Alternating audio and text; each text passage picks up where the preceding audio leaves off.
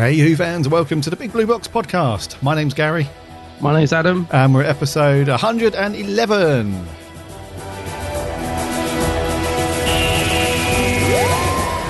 One day, I shall come back. Oh dear, we are in trouble, aren't we? I've reversed the polarity of the neutron flow, so the TARDIS should be free of the force field now. I have the advantage of being slightly ahead of you. Sometimes behind you, but normally ahead of you. The trouble with time travel is, one never seems to find the time. Change, my dear.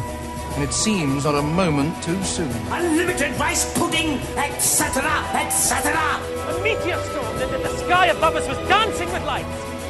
Purple, green, brilliant yellow, yes! I'm the doctor, by the way. What's your name? Rose. Nice to meet you, Rose. Run for your life. It's more like a big ball of wibbly-wobbly, timey-wimey stuff. Just remember who's standing in your way. Look at the eyebrows. These are attack eyebrows. You can take bottle tops off with these.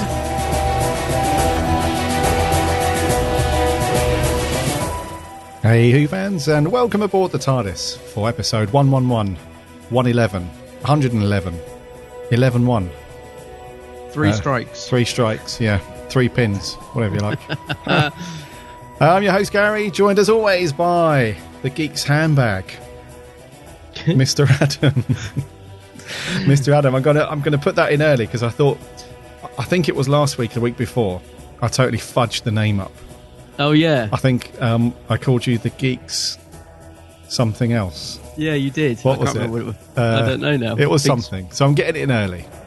The handbag of thieves or something. No, I can't remember. But it's funny actually because someone went back and watched one of my really old videos the other day where I was saying of all the different names that I come up with before I decided on the Geeks Handbag. And they were like, oh, I really liked, and I forget what it was now, this one you came up with. Can I use it? And I was like, yeah, sure. That's well, really But obviously there will be a fee. But yeah, by all means use it. But yeah, the Geeks Handbag. I haven't got the handbag with me, but yeah, perhaps I should bring it down from now on for when we record. Just have it sat on the table. Yeah. It's falling apart actually. I gave it a trim with the scissors yesterday because it's like strands coming out of it, and I've put a few new badges on it. I got a new Blue Peter badge, put that on it. Got a Blake 7 badge. Thought, come on, got to have a Blake 7 badge. Yeah, so I put some new badges, give it a trim, and it looks a bit ropey, to be fair. Because I was thinking, do I get a new one? But it wouldn't be the same, would it? Some essential maintenance. It's a bit like the TARDIS prop. It'll keep going till it literally collapses. And then they'll replace it. And then replace it, yeah. Yes. With a nice shiny new one. Indeedy. So the Geek's Handbag. Check out Adam's stuff on YouTube and Facebook. I need to get that in early. Yes. Oh, thanks. Thanks very much. I get that scathing look over Skype once more. You're tapping away, sending you a secret message. Yeah. Plug. What the bloody hell are you playing at, you flipping plonker? Actually, what was it? One of the videos I forgot, because I always say at the end of my videos now, I do return the favour. I always say at the end of every video. And I also do a weekly Doctor Who podcast with Gary called the Big Blue Box podcast. And there was one video recently where I forgot to do it and didn't realise to the edit. And I thought, oh no, wonder if Gary will spot that I haven't put it on. He'll suddenly never give me another plug again. I forget which one it was. But yeah, I was like, oh, he'll see it and he'll be like, right, that's it. Well, now the cat's out of the bag. There's quite a few videos where you haven't mentioned the podcast at the end. No, there isn't. There's one. I know there's a few. There's a few. Well, probably before we started recording. Yeah, there's loads. No, there's a few. No. But I'm not going to hold it. It's fine. It's totally cool. I'm sure to my memory there's only one. Because I remember editing it and thinking that's the first time I've forgotten to do it. Because I normally put the little caption up at the bottom as well. It's like an extra 5 minutes of my time to put that caption on. I was like, forgotten to do it. Yeah, whatever. Yeah. I shan't bother anymore. Next time I'll put it wrong. Don't forget to listen to the Green Blocks Blue podcast. The Dalek Blue Green podcast. See what I have to put up with. Yeah. Just constant. Go and get a Drashig. Oh. Just before we kicked off recording, I was looking at the Doctor Who merchandise page and I saw that the Drashig has gone down, has been reduced because it just keeps going down every week, that Drashig. It's now $9.99 for the third Doctor set. Get one. It's the hand puppet Drashig, isn't it? It's the hand puppet Drashig, and it comes with Omega and an Auton in a massive box. It's like 3 figures in this ridiculously big box, and it's now $9.99, which is a bargain. It's a great figure. I told somebody recently that you didn't like the Drashigs, and they literally gasped. They couldn't believe it when I told them. Their gasp was truly flabbered. I was like, "Did you not hear the podcast where Gary was just saying how rubbish they are?" And he was like, "I've never met anybody who doesn't like the Drashigs." I said, "Yeah, well, Gary doesn't like them because they've got 10 eyes, or whatever it is, 5 eyes, and they can't see." Yeah. Which is your reason for hating them, isn't it? Yeah, and also they just look terrible. I love them. They look like stalks of broccoli walking around with eyes just sticking out of their head and ridiculous. Yeah, no. I can't get into the Drashigs. No. I would have done if they weren't if they weren't bigged up as much throughout the entire story. They were sort of described, and who was the guy that, like, the traveling entertainer guy? What was his name? The character name? Oh, I don't know. I always think of him from Heidi High, but I can't remember his name. Yeah, because we're great with names. Yeah, aren't we? I can't remember his name, and whenever he's talking about the dreaded Drashig, he's got this wave of fear come over him, and and then when we see him, it's like, oh, that's a Drashig. You better move quick. You better run for it, because they move at 0.3 miles an hour, and they got all these eyes that can't see anything. All they do is roar. So yeah, you're not going to win me over, dude, on the Drashigs, I'm afraid. Don't dish the Dashig. The Dashig.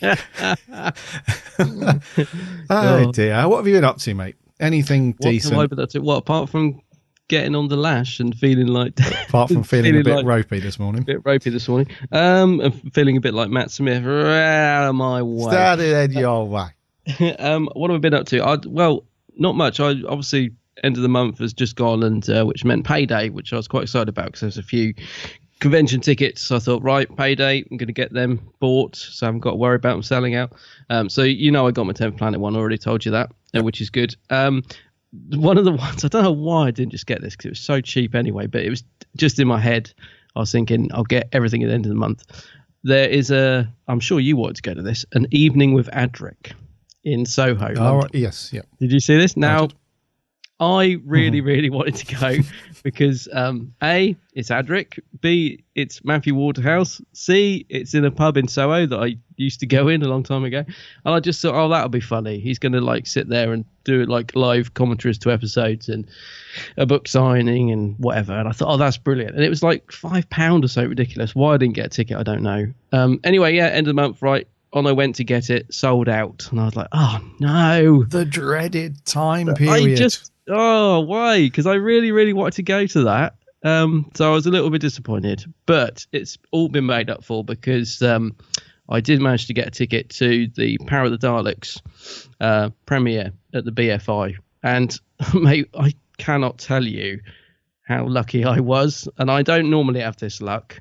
They went on sale at 11:30 on Tuesday, wasn't it? That's right. Yeah. And I'd set a little reminder because I knew I was going to be at home.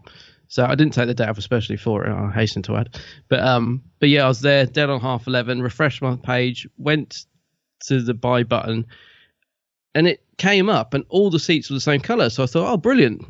Loads of seats. No, it meant they were all gone. Because I was like clicking on them. I was like, oh no, it's not that they're all available. They're all gone. Because of course the BFI members get the priority before they go on general sale. So I was like, oh, I don't believe it. And I was clicking through them. Went to the middle section, nothing. Went to the side, nothing. Went to the other side, nothing.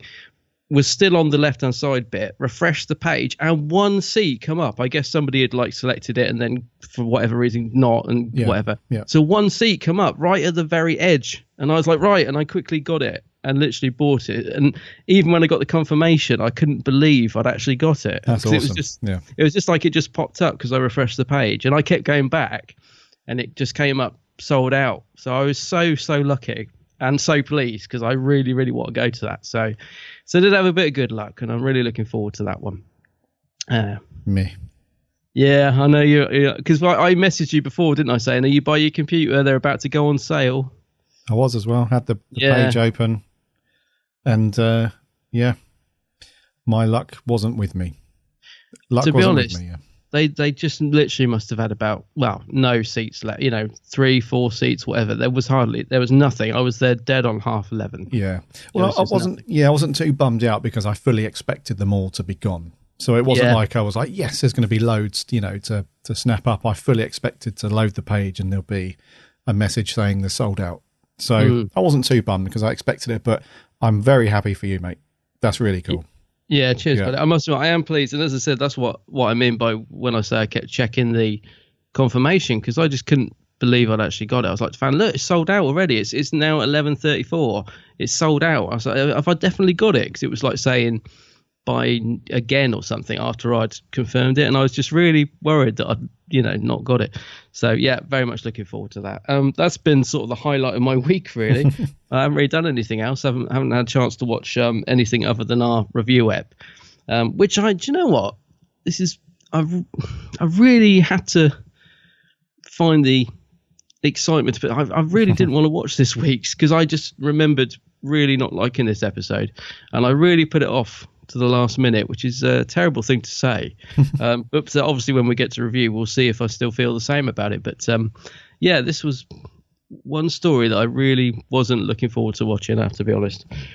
I hear you. But yeah, I don't know. My opinion might change. We'll find out later. So that's been me, mate. What about you? Yeah, I came down with a bit of man flu a couple of days after, so at the weekend. And typical man flu.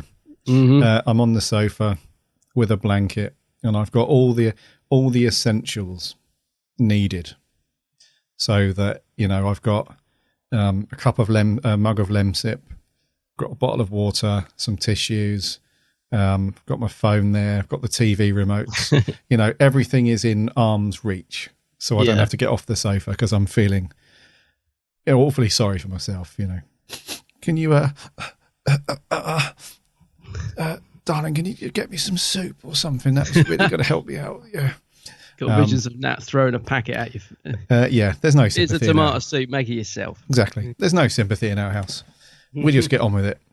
So I had a bit of man flu. I was on the sofa, and I'd watched our review episode, which I really struggled to get the motivation to watch it. Oh, you were the same. Like you, yeah, exactly the same as you. I was thinking, I just can't be, I'm not in the mood to watch it. I just cannot. But I thought to myself, nope, this is the podcast. We've got to do it. The fans know it's coming. It's got to go on. And like you, later on we'll find out, what the deal is with that. But as I always do, when I've watched one Doctor Who, I can't stop there. So I thought, right, I haven't watched any Tom for a while. Oh. No Tom has been on the TV for a good few weeks now. And I normally watch, I watch, quite a few classics throughout each week. So one of my faves had to go on. And that was A Brain of Morbius. I knew it was going to be that. I was about to say to you, I bet it was The Brain of Morbius. Yep. I don't know why. I think it's just because I was speaking to somebody yesterday about The Brain of Morbius, first time he'd ever seen it. And I was like, what? It's brilliant. And yeah, it's a good one, that. We reviewed it, didn't we? We did. We've done that one, haven't we? Yes, we reviewed it quite highly, in fact. Yes. But yeah, it's just one of those episodes where I'm just glued to it throughout every episode in that story. And yeah, it's just, sometimes when you're feeling a bit down or you're feeling ill or whatever, you just want sort of comfort viewing, something that you're familiar with. You want to play it safe, stuff that, makes you feel good. So yeah, Brain of Morbius was on. Great. And that's about it. I did order a couple of bits, but they haven't arrived yet. I've got something on its way today. It's not arrived as yet. So Peter Davison's new book will hopefully be popping through the letterbox any moment. I'm really looking forward to getting that. I saw, I saw Adam, the Ultimate Whovian, and one of our listeners got it a couple of days ago. We met Peter Davison at a book signing, and he got a lovely signed copy of it. And I really want to get that. So I'll be looking forward to seeing, or hearing rather, what you make of it, whether it's good. Yeah. Yeah. If it's anything like his Doctor Who interview, it would be great. Doctor Who magazine interview, I mean. Yeah, it'd be great. And while I was on Amazon, they do that thing where they recommend a bunch of other stuff based on what you've looked at. So their sort of algorithm must have, figured out, this is a Doctor Who guy, so let's recommend a load of Doctor Who stuff. And they were selling the A5 TARDIS notebook. Oh, quite right, cheap. yeah. And I thought, I'll have that, because I remember using up my old one quite a while ago. So I ordered it. That's on its way. And then what did I do? Looking for something else, I find 2 of them. One that I've already started and one with the wrapper on. So I'm going to have 3. Oh, brilliant. So there we go. There's a competition prize for the future then. Yeah, so if anyone wants a Doctor Who notebook, a TARDIS covered notebook, let me know. Let us know, and you can have it.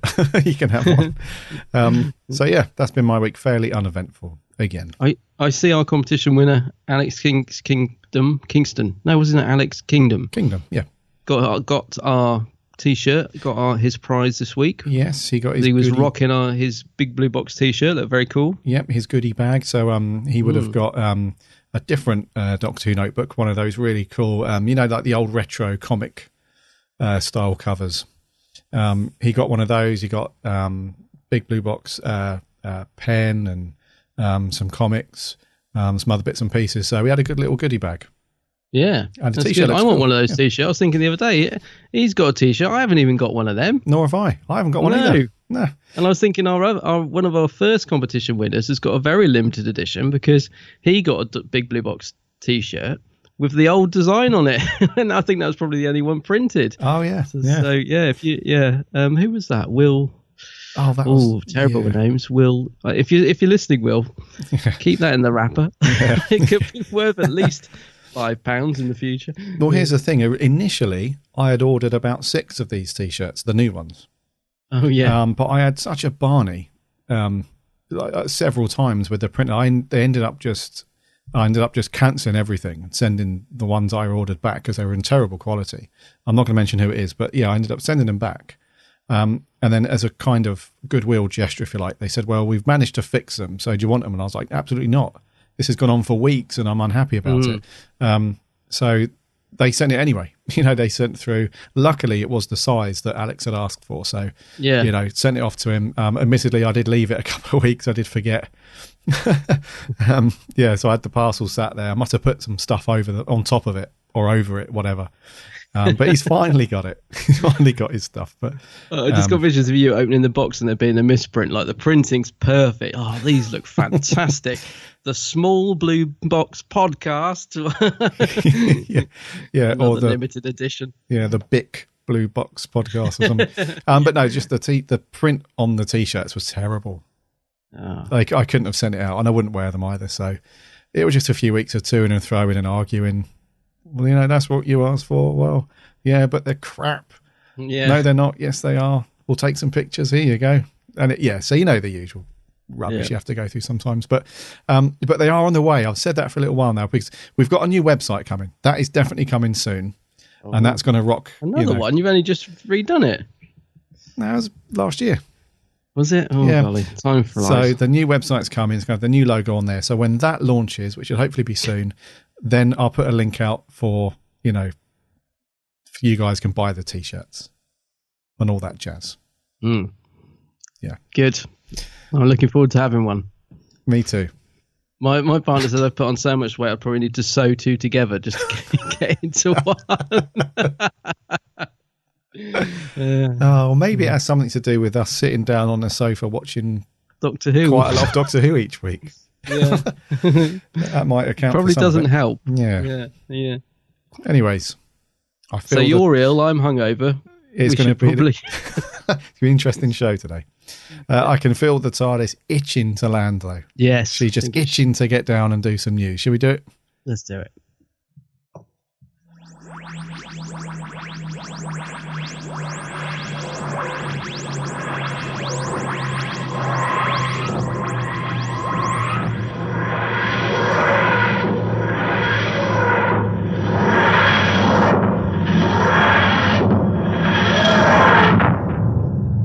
Got some clever people, working for the production team on Who. Very clever peeps, and I'm pretty sure they scooped something last year as well, if memory serves. But anyway, the the BAFTA Awards that happens every year has a slightly smaller affair, which happens in Cardiff each year, and it's the BAFTA Cymru Awards, and it's no surprise that because Doctor Who is thankfully, touch wood, still made and produced and everything in Wales. It's sort of homegrown talent, if you like. It's like close to home. It's on your doorstep, should I say. And there are two sort of effects companies that handle all of the practical effects and the special and visual effects on each episode, which they have done for the past few years. So the first company is Real SFX, and they do all of the visual stuff that you see that's actually happening on screen on camera. So explosions and props that are, all that stuff they handle. And then the special effects, all some of the CGI and all that stuff that you see happening is done by a company called Milk VFX. And those two guys together have scooped a BAFTA Cymru Award for special and visual effects, titles and graphics. And that is for the season 9 opening episode, The Magician's Apprentice. Ooh. So round of applause, and let's pop some champagne for those guys. And I'm pretty sure the Real SFX guys bagged something last year as well. I'm pretty sure. Yeah, I got a feeling they did. Yeah. Yeah. And if you don't follow those guys on Twitter, Real SFX, then you really should do, because they often post little sneak pics of things that the BBC Twitter account doesn't post, which is always good. And there's a guy there who's like a really good ambassador for Real SFX. I think his name's Danny Hargreaves. Danny Hargreaves, that's the guy. Oh, he's a dude, isn't he? Yeah, he's really cool. So congratulations to those guys. They've scooped another one, and long may that continue, for it to all be done in Wales and locally and all that stuff. So, good stuff. That is good. Yeah. In other news, a little while back, we talked about the Kickstarter fund for the Doctor Who pinball machine from 1992. And amazingly, I mean, this seems to have happened quite quickly, but the digital version of it has now been released. I think they are also planning to do the actual physical thing as well. I can't remember off the top of my head now. No, it's just going to be digital. Okay, yep. Well, it's now released, and I do remember they had other things in the pipeline as well. But this is great. I mean, for anyone that remembers it, it's got all the classic Doctors up to Paul McGann facing the Master.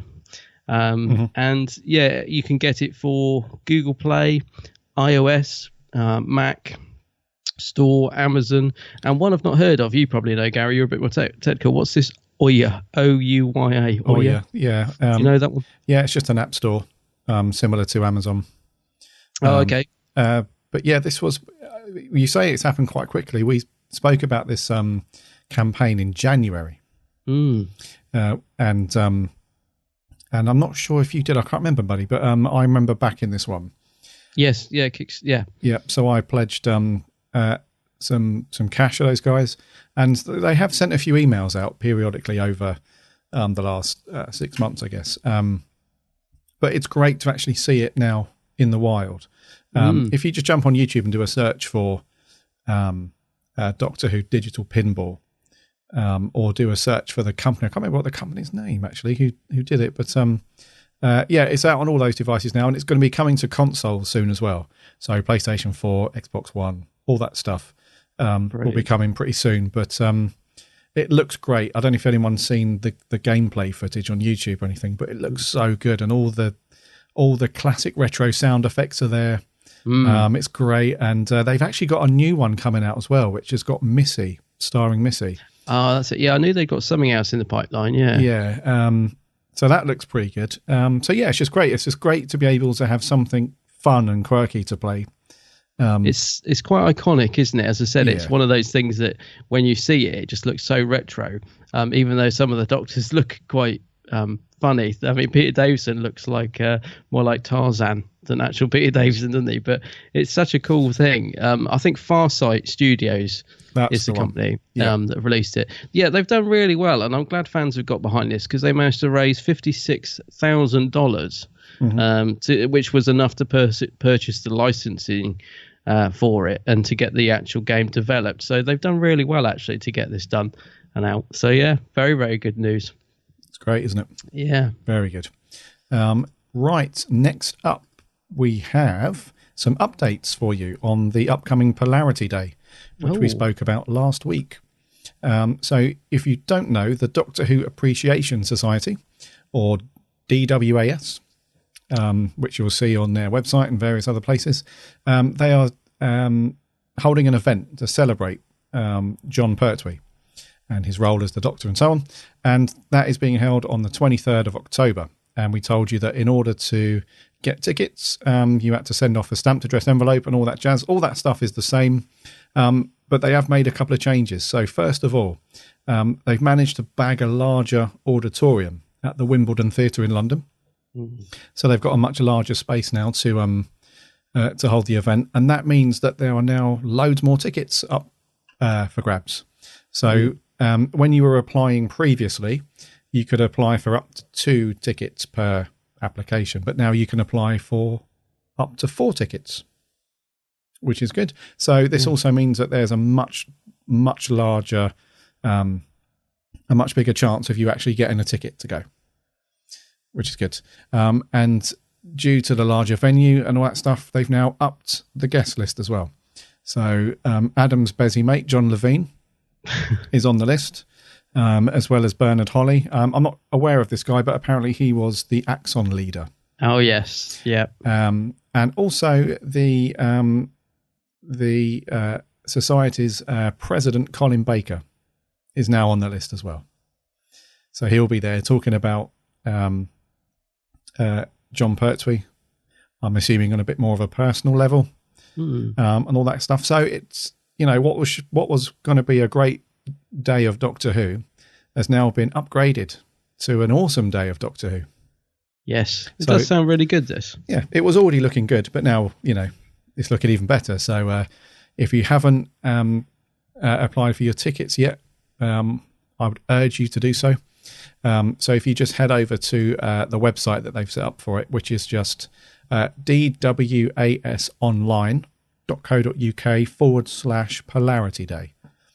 All the deets are on there. If you just scroll down a bit, it's got the address to send your envelopes off and all the rest of it. And we will hopefully see you there. I'm just thinking now you can get 4 tickets. It means if we win them, we'll be able to take our other halves. Can you imagine your partner and my partner sat there watching the Claws of Axos? They will love it. That'll be fun. Yes, I think I already know the response from my wife. I think that's repeatable. Yeah, not repeatable on air. I once dragged my partner to see the Dalek Invasion Earth 2150, the Peter Cushing movie, on the big screen. And it went down rather well, actually. But they also showed the first movie, which didn't go down. So I remember kept nudging him, wake up, you're missing it. Getting across. So the missus, she really likes some modern Who, but she draws the line. She just cannot get into classic Who. She doesn't see the charm and the overall, coolness of classic Who. She just, So I could just imagine her reaction to those leotards they wear. She'd probably bring the house down with laughter when they walked out. She would, and she did. When she saw me watching this a couple of times, she just absolutely fell about laughing, as she does quite frequently when she sees me watching classic. Polarity Day. It is, on a serious note, it is looking very, very like a really good day. So we will hopefully see you guys there, and that's going to do for the news. We have got one bit of merch, so... Oi! Get in here. Merch corner. Merch corner. Merch corner. I don't know whether to be impressed or disgusted. It's a bit rubbish, but it's pretty. It's very pretty. The War Doctor. Yes. The War Doctor is back. He is back for another audio adventure from Big Finish. And I know that a bunch of you guys really enjoy the first couple of volumes from the War Doctor range. And a new one has been released today. However, if you're listening to this on the Friday that this goes out, yesterday.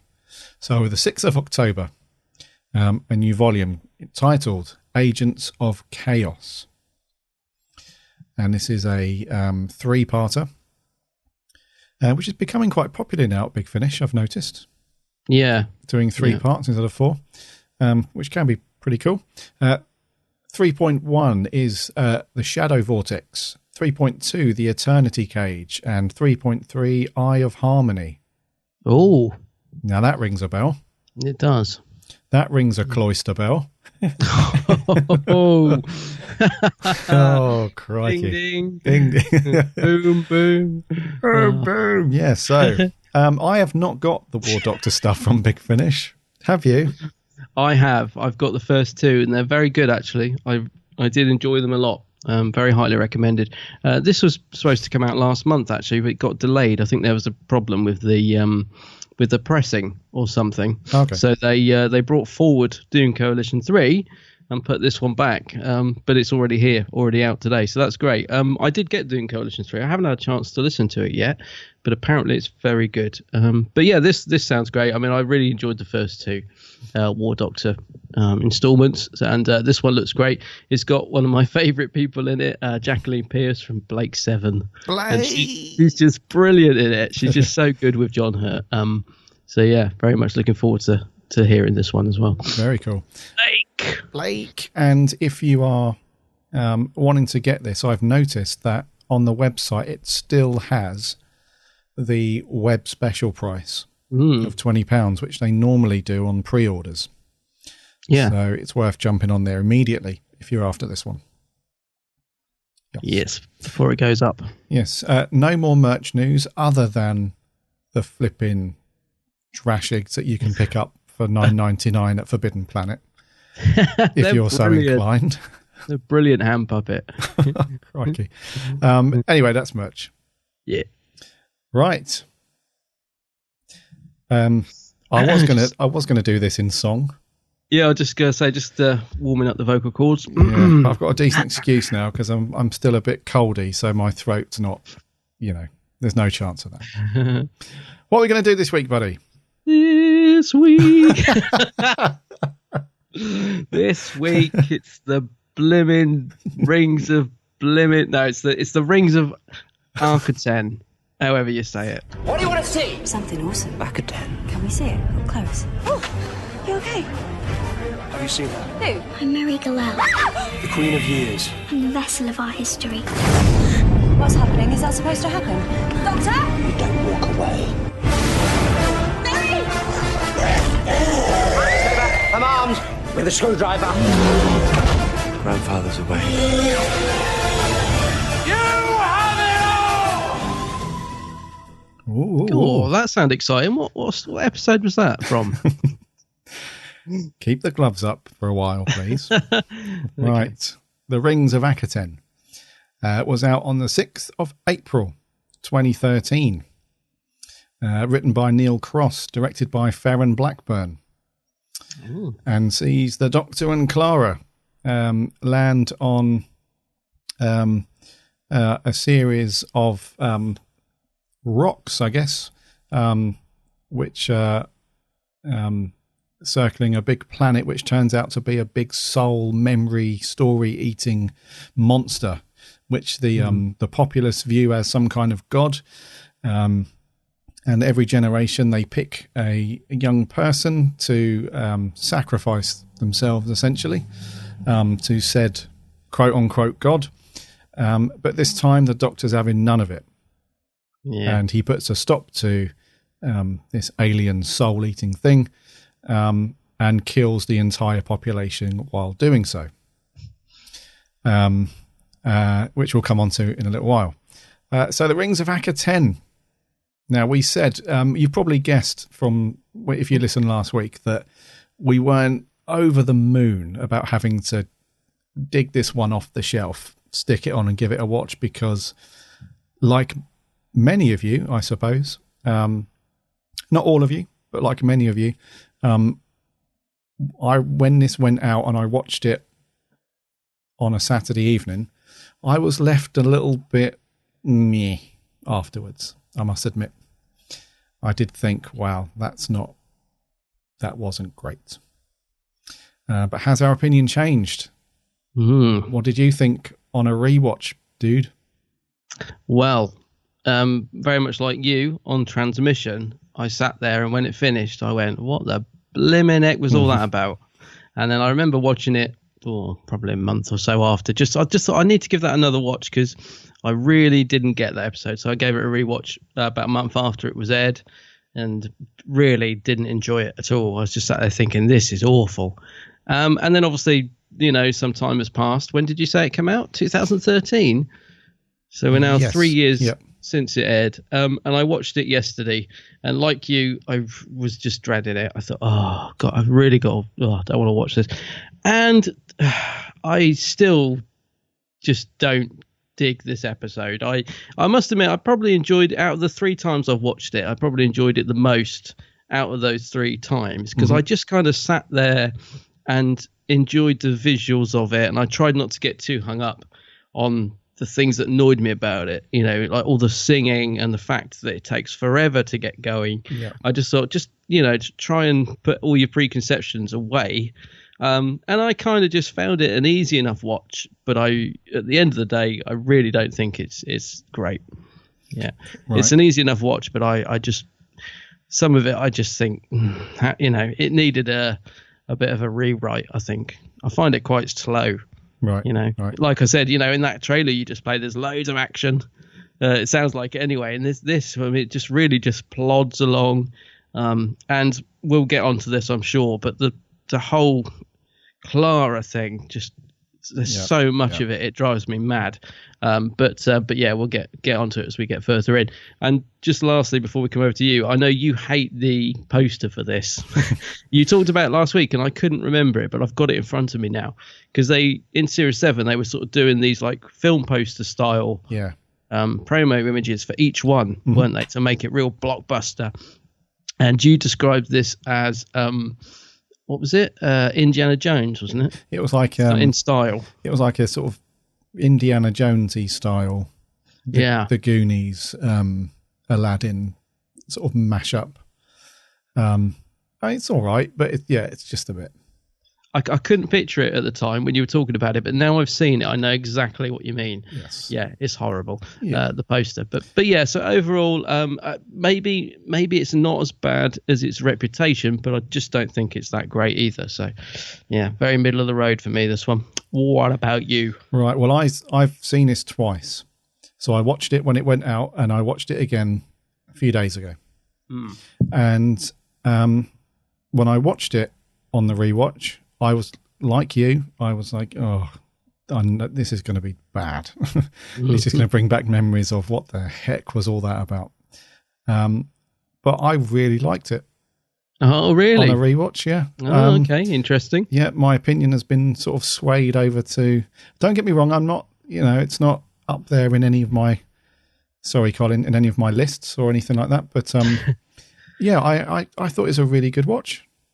See, I love it when that happens, and that's kind of what I wanted. It's really nice, isn't it, when you think, oh, here's an episode. I think the one that springs to my mind is what's the Agatha Christie one?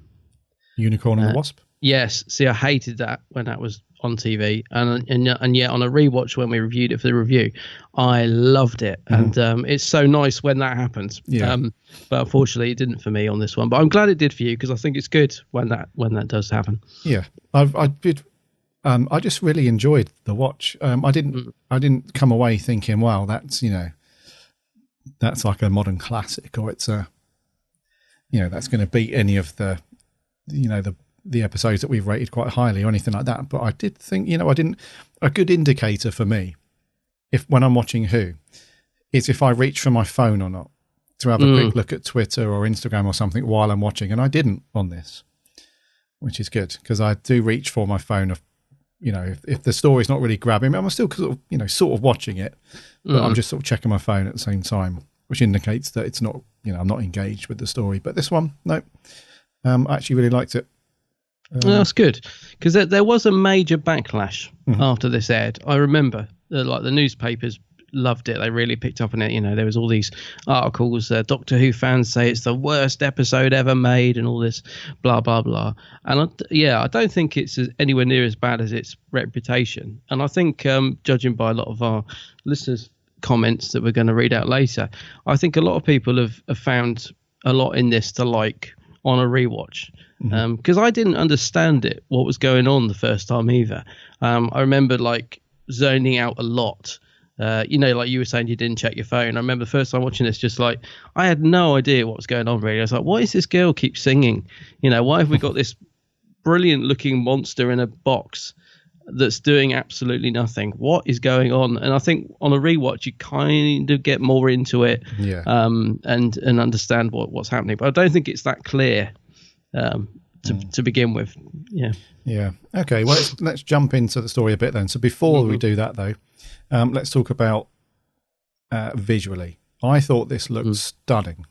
It does look really good. It really does. Yeah. There's a couple of scenes where, when the Doctor and Clara are on one of the rocks where the monster was in the glass cabinet.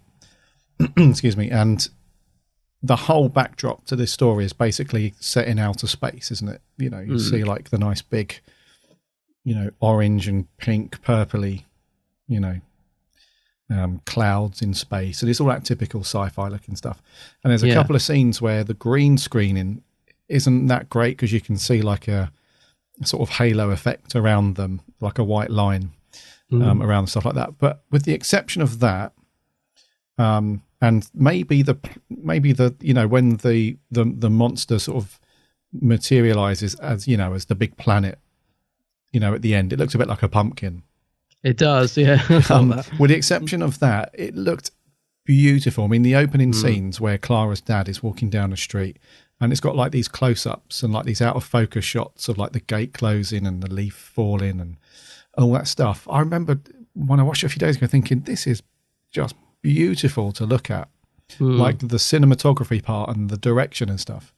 I would agree with that. I thought that as well. I did think it looked very nice. Yeah. Really I think the effects were done by, it was a different company back then, wasn't it? Wasn't it The Mill? The Mill, yep. Something like that used to do Doctor effects. And I have to say, I think they were better. Definitely think they were better with the CGI, because there is quite a lot of green screen going on in this episode. But thankfully, like you said, for the majority, it works really well. I think most of it, because it is so visually nice what they're actually doing in the background. I think. Yeah. No, it's good. So direction wise, I mean, it's a little bit flat at times as we get into the story where there's not much going on, because all you see is the Doctor and Clara looking out into space a lot, or looking up at the monster, and then the camera cuts back to them looking out and stuff like that. So, but otherwise it looks really nice, I thought. It does, yeah. I think, because I was going to say, I think the direction is very good in it. It's strange because it is quite slow paced as well, and as I said, I don't find the storyline particularly well told in terms of being easy to understand, if you know what I mean. Because the actual idea behind it is quite a simple one when you break it down, right? But I don't think it comes through that clear. I don't know if that's due to the direction or not, but yeah, visually it's beautiful, and like you said, it does start off really well.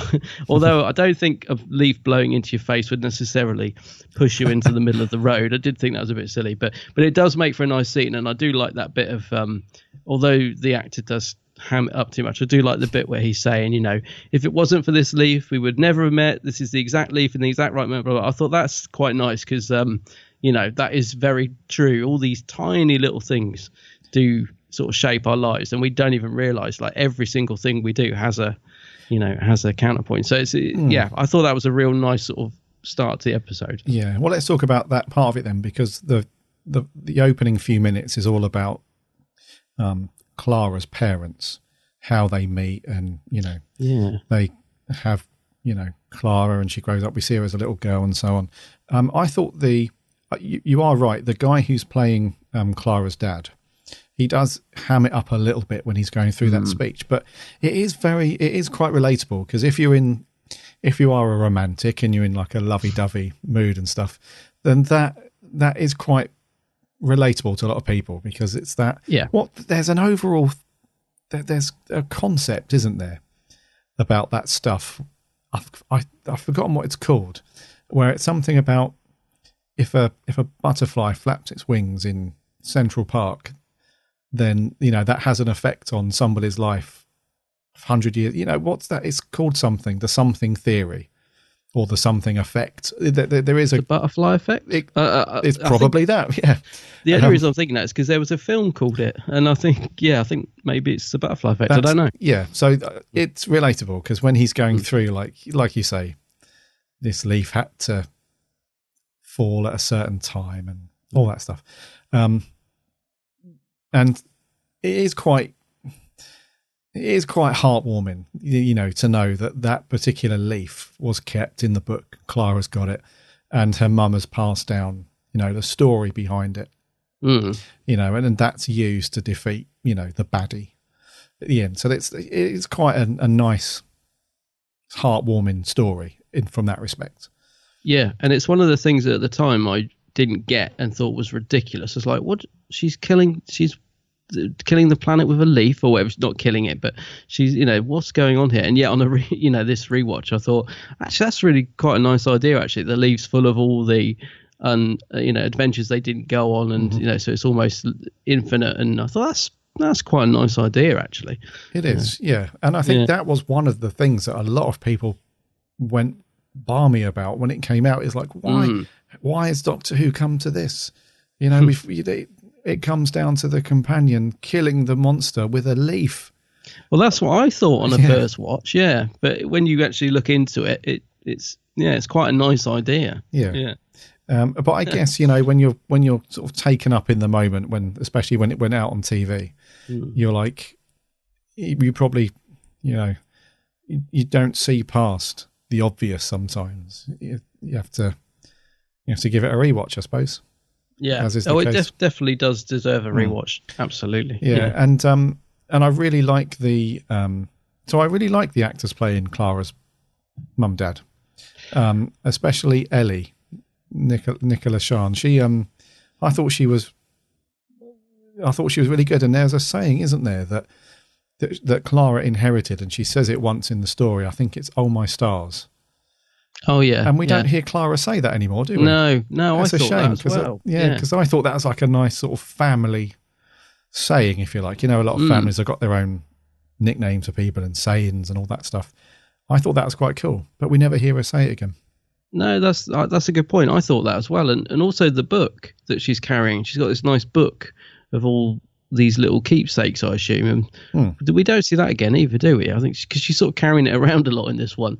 But I don't think we see that again, or doesn't get mentioned. I suppose we don't really need to, but yeah. I did say earlier it's very Clara central, this storyline. I can forgive that a bit, actually, because it's only really her second proper story, isn't it? Obviously, it is, we had the Snowmen, but she's kind of a different character in that. Bells of St. John came before it. That was like her first proper story, and then this is her sort of first adventure. So I guess I've got to give a bit of leeway there, because I did find the amount of Clara in this quite annoying. But I suppose, looking back of when this aired, I suppose that's quite important, really, because you're still introducing a new companion. So I guess I have to take that into consideration, really. Yeah, and I think maybe because we're very early on in Clara's involvement in the show, we haven't yet got to that point where the moth's just flogging a dead horse. Yeah. So it's still quite fresh, I suppose. Yeah, it would have been then. Yeah. Yeah. And she is in it a lot, which I think sets the precedence for the rest of the time that she's on the show. It's like the moth just loves the character of Clara. He can't get enough of her. And it's, when you look back on it, we should have, well, you wouldn't have thought it at the time, because we can't see into the future, but it was definitely a case of, wow, she's in it a lot. And then that was just the tone for the rest of the time. It was like, always about Clara, wasn't it? And she was in it a lot. And that's a good point, actually, because yesterday when I was watching it, I was like, oh, here we go. Clara saves the day again. I mean, as if like the Doctor's knowledge and that wouldn't be enough for that thing. You think about all the stuff the Doctor's done. And I was like, oh, here comes Clara with a lemon leaf saving the day again. But you're right. Back then, it probably wouldn't have been so much because, we haven't had her do it over and over and over again. So, I did groan a bit yesterday. But no, I suppose I've got to be a bit more forgiving thinking about when it went out. Yeah. And we also get introduced to this name that the Doctor gives Clara. He doesn't actually call her the Impossible Girl. He just calls her Impossible, doesn't he? That's right, yeah. That also starts the ball rolling for her status and her purpose in the show.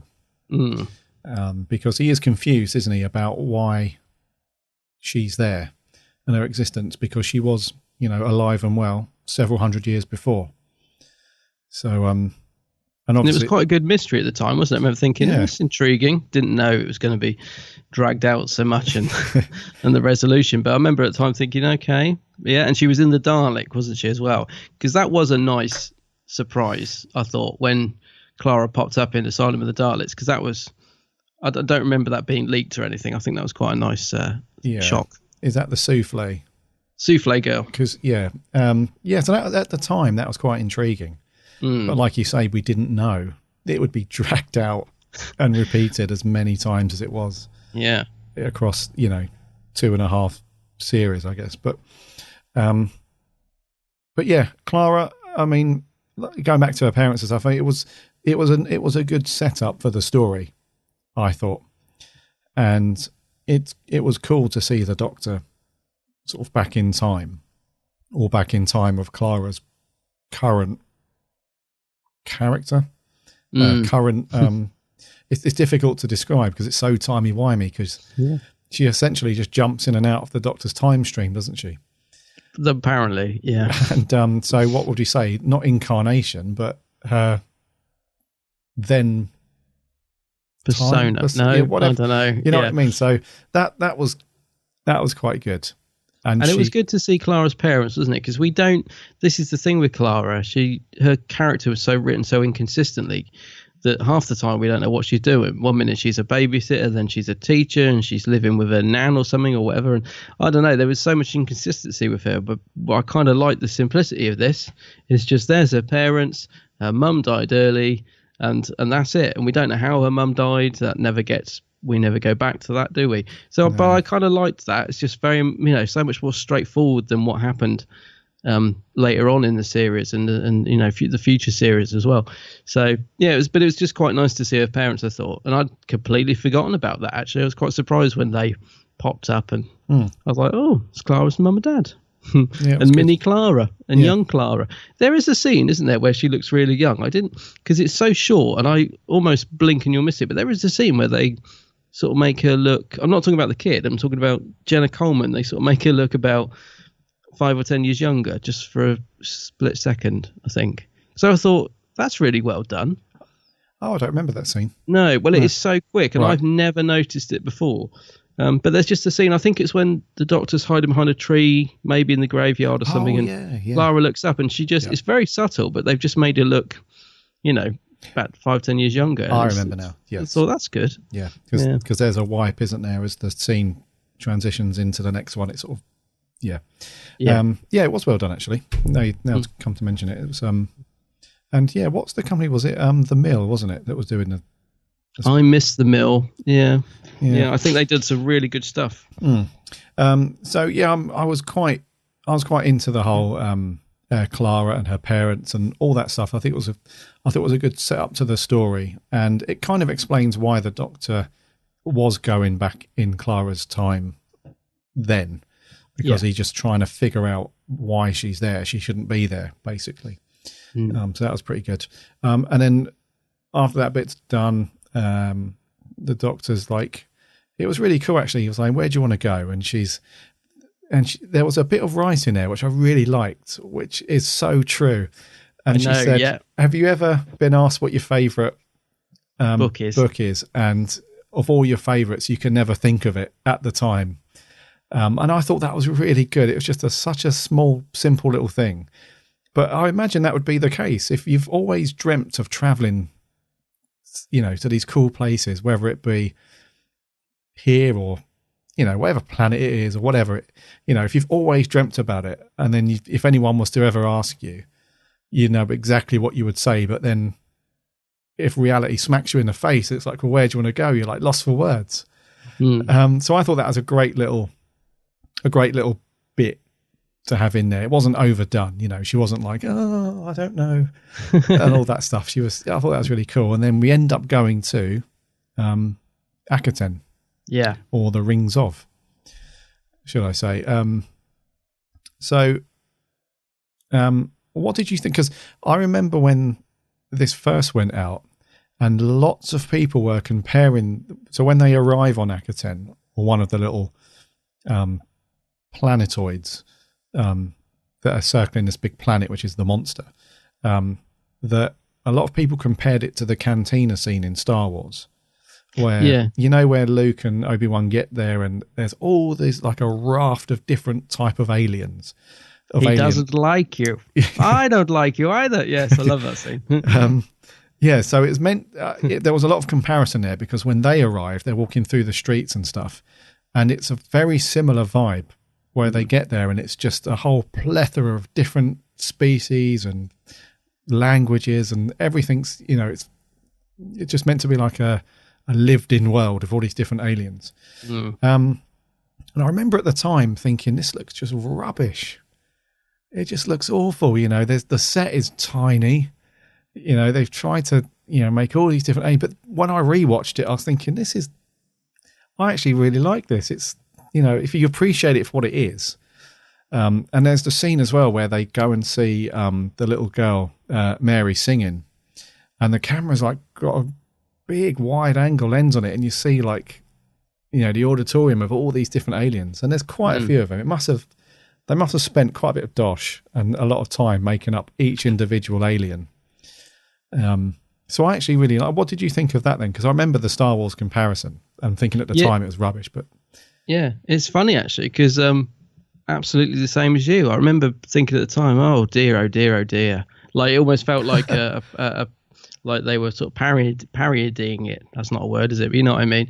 It just felt like they were sort of trying to do like to the cantina scene and failing. And I don't know why, because I also really liked it yesterday. I loved the fact we were sort of brought into this world, and there was all these crazy creatures roaming around. And I like the bit where Matt Swift gets excited because he spots, and I wrote it down because I knew I wouldn't remember, an Ultramanta, I think he calls it, that robot thingy. And but it's good because they don't, I'm assuming they're quite sort of, they've tried to incorporate as many different species in there as they can, and we only get to see them very fleetingly on screen, but it's just enough to create a world that, like you said, seems to be buzzing and in full flow. And I also really liked it on a rewatch, and I was quite surprised. The only thing I didn't like was the dog barking.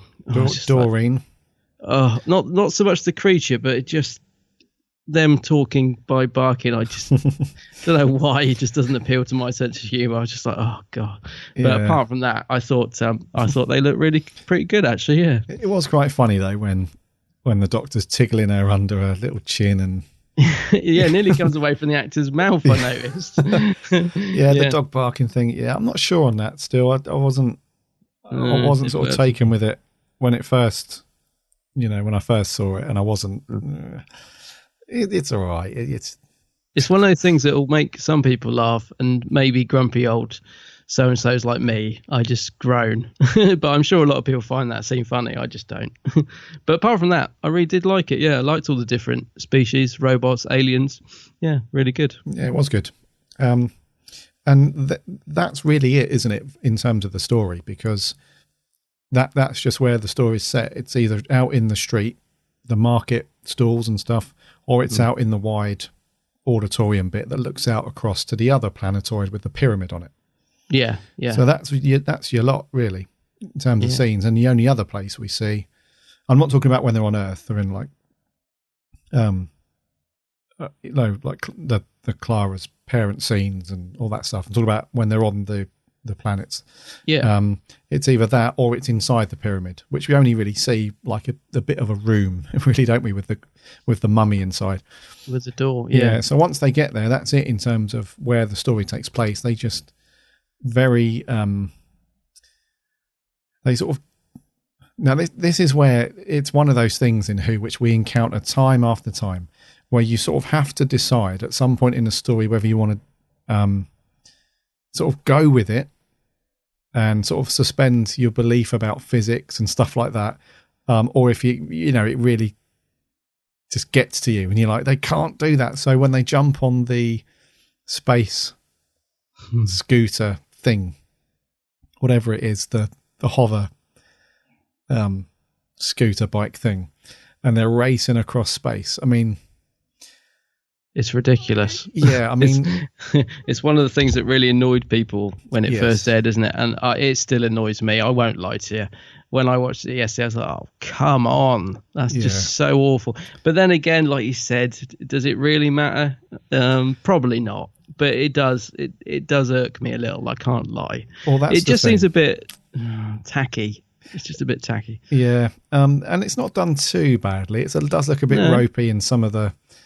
And they're asked to do this sort of classic pose as well when they're on this thing where they're sort of leaning over. Yeah, and that and what you know, dude, you're going in a straight line. There's no need for all that, but you do have to decide. Just put on like a space helmet or something. I think we just needed some sort of silly throwaway sort of explanation of how they were breathing in space. Anything. They could have just put in there, like, put this in your mouth. It's like an air valve or anything we could have put in there, but they just jump on it and fly through. It does. Yeah. It, like you said, it's not worth getting hung up on, but it is a bit silly. Yeah, it is. And that's what I mean. You sort of have to, well, it's not really a decision that you make halfway through, but I think when you very start watching, it's probably a thing to have with you whenever you're going to watch Doctor Who is, do you just leave that stuff at the door and just go with it and enjoy it? Or do you get hung up on the details about, the laws of physics and all that stuff? But yeah, I mean, their sort of choice of transportation between each planetoid is a little bit questionable.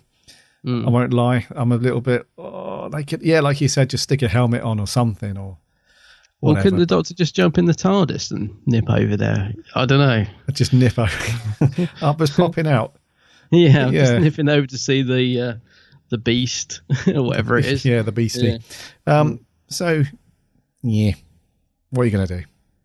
But I do like this kind of world that we're brought into, and I do like the Doctor makes a reference that he's been there before with Susan, because Susan very rarely gets a mention in Doctor Who, does she? Hardly ever. So, yeah. So I liked that because that's quite early on, isn't it? When they first land, he's like, "Oh, I came here with my granddaughter once or something," and I thought, "Oh, that's nice," because I can imagine. I like that. It automatically conjures up an image of an adventure we haven't seen. So that was nice. Just a nice little line. Yeah, you can imagine William Hartnell and Carol Ann Ford, just in like a black and white version, and how they would do that. How they would make that possible. And also, William Hartnell's Doctor probably wouldn't bother saving the girl. He'd say, "No, it's part of its tradition. Let her die." You can imagine. That's just got a great story. I'm not going on a fake by Susan. Yeah, my dear. You can. It's just got. That just sounds amazing. Now that we're talking about it, you can imagine like Susan sort of tapping on the shoulder. "Doctor, shouldn't we save her?" "No, quiet, child, quiet. Enjoy the music." That's awesome. They need to do that. That's Big Finish for you, right there. And then we have the other part of the story. So, Clara sort of befriends this little girl, doesn't she, Mary? Queen of Years, and it's her job to sing a lovely song, the long song I think she calls it, over to the other planetoid with the pyramid, so that the guy over there can sing back and it's all harmonious and appease their god, who turns out to be this horrible mummy looking thing. So that sort of kicks off, and then we're over there because now this is a bit that I wasn't sure of both times I've seen it. So she's going through the song, she's belting it out, all sounds lovely. But then there's a point where everything starts to shake and rumble, and you think to yourself, right, well, has she got it wrong? Because we don't know. Did she get it wrong? or is this just how it happens? There's every single time whoever is appointed as the Queen of Years starts singing, because that's what this monster feeds on, isn't it? He's just an alarm clock, I think they call him, don't they? So it's almost as if, right, that's her time up. Yeah. So I don't quite get that either. Yeah, so I wasn't quite sure if she got it wrong, or was just her time to sort of, be gobbled up. So she gets it wrong, and then we're over that section. And I thought, did you say that the monster in the mummy in the glass cabinet looked cool? I thought he looked pretty good. Yeah. I kind of wanted him to do something because there's such a big build up to him breaking out, and it's quite good actually. The way he's going mad in that box. He's going mental. He's going absolutely mental. You're like, it's he's going to really kick off when he gets out of there, and then he just does absolutely nothing. And I just thought, that's disappointing. Because there's a good shot where there's a good shot of Clara, close up of Clara's face, and he like appears smashing against the window right behind her. And I thought, he looks quite scary actually. Yeah, I liked the look of him. Were you not so enamored, not so impressed? No, I thought he looked really good. Yeah, like the makeup and stuff. I thought it was great. And I even though it's a mummy and they all assumed that he was dead, you knew, didn't you, that he was going to get up and do something. Yeah. He wasn't just a model.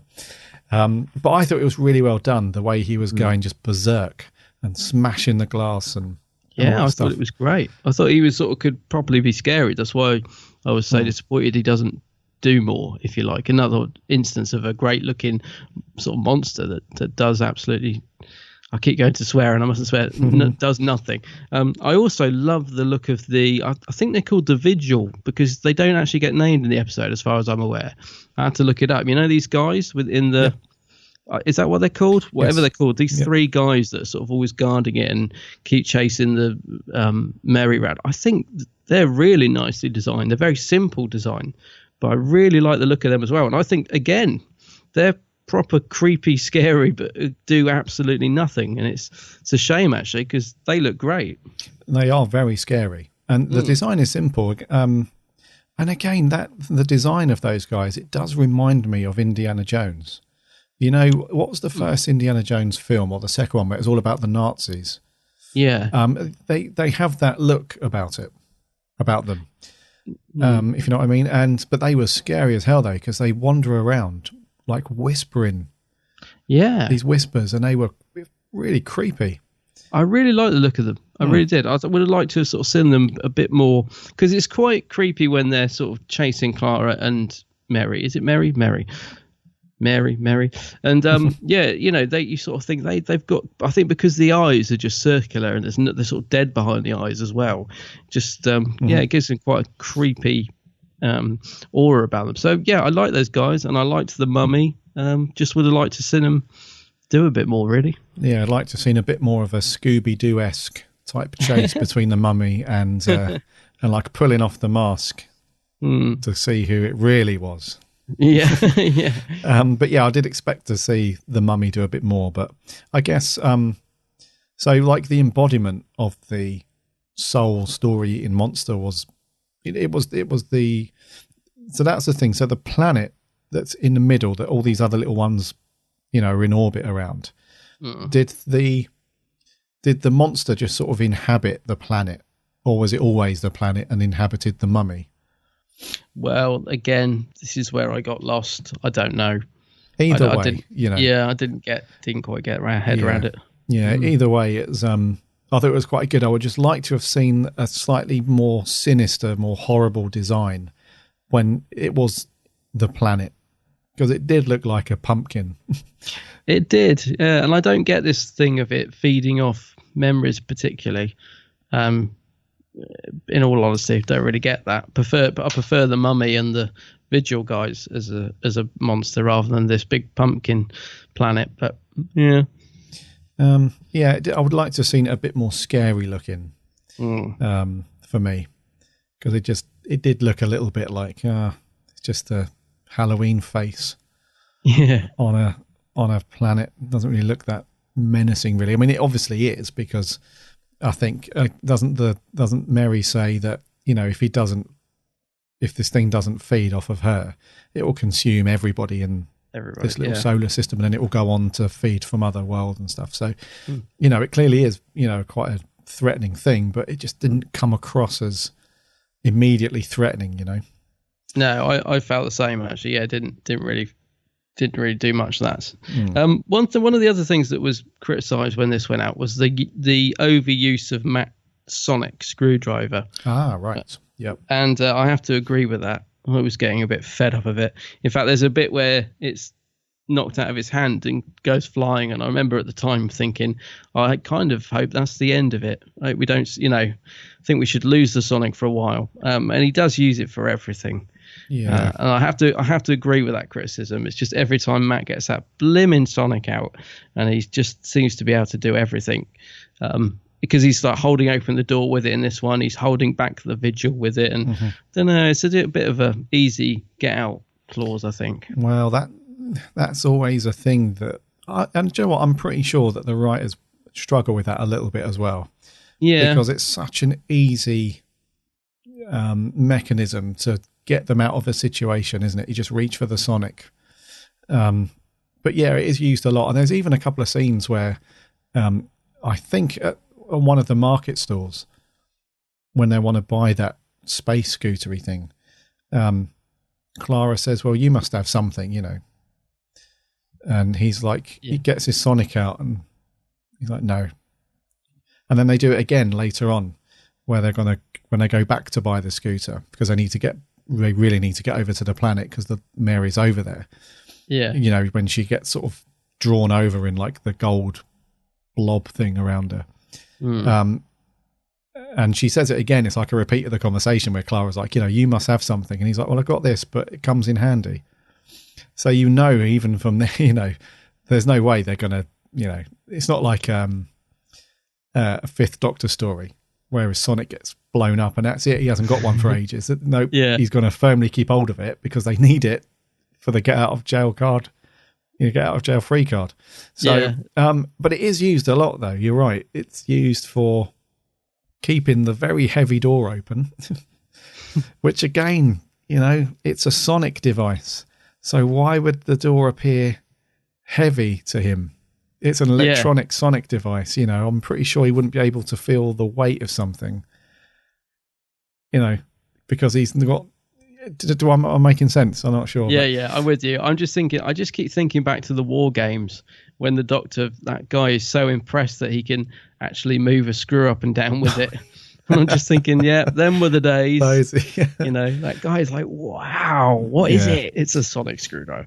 Yeah, and now it can just do absolutely anything. I don't know. That was a major problem, I think. Not a major problem, but it was an issue with the Matt Smith era that the Sonic just. I think Matt just loved the prop as well, and it just seemed to come out all the time. And it was just like, oh, here we go, blimmin' Sonic again. And it just got a bit tiring, I think. Yeah, I mean, it can look quite good, when he's being quite flash and he's like flipping it round. But it's just the overuse I have to be careful with, I suppose. But interesting enough, there's I can't remember what series it was or what special feature, but there's an interview with David Tennant, and I have no idea.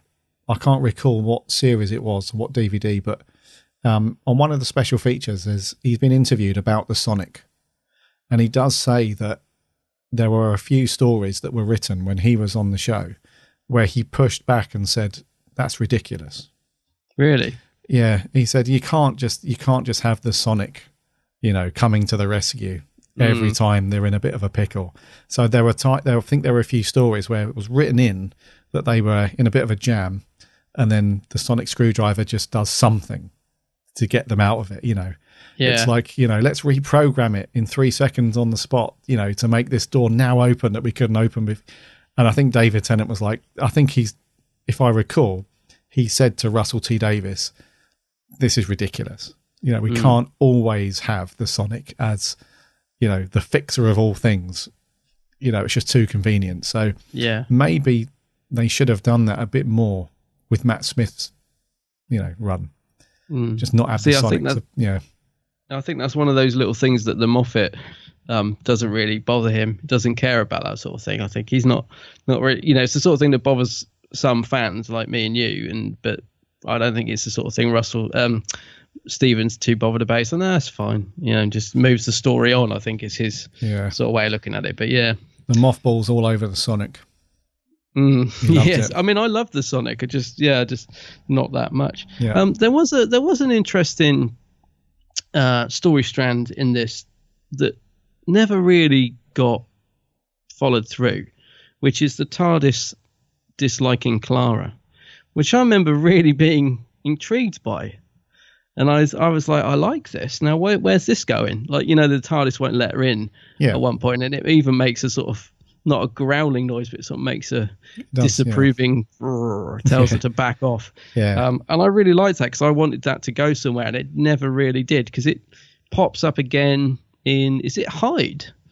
Which is also written by Neil Cross, actually. I think it pops up in that one, but it pops up a couple of times, but we never really get any resolution. I think the mothball came out with I think someone asked him about it, and he sort of came out with a reason, but it was never really explicitly explained on screen, I don't think. No, from what I remember, anyway. It's an interesting theory, isn't it? And it has popped up very slightly in other stories about the TARDIS not liking her. And I'm sure there was one story where she's proper shouting at the TARDIS to open up.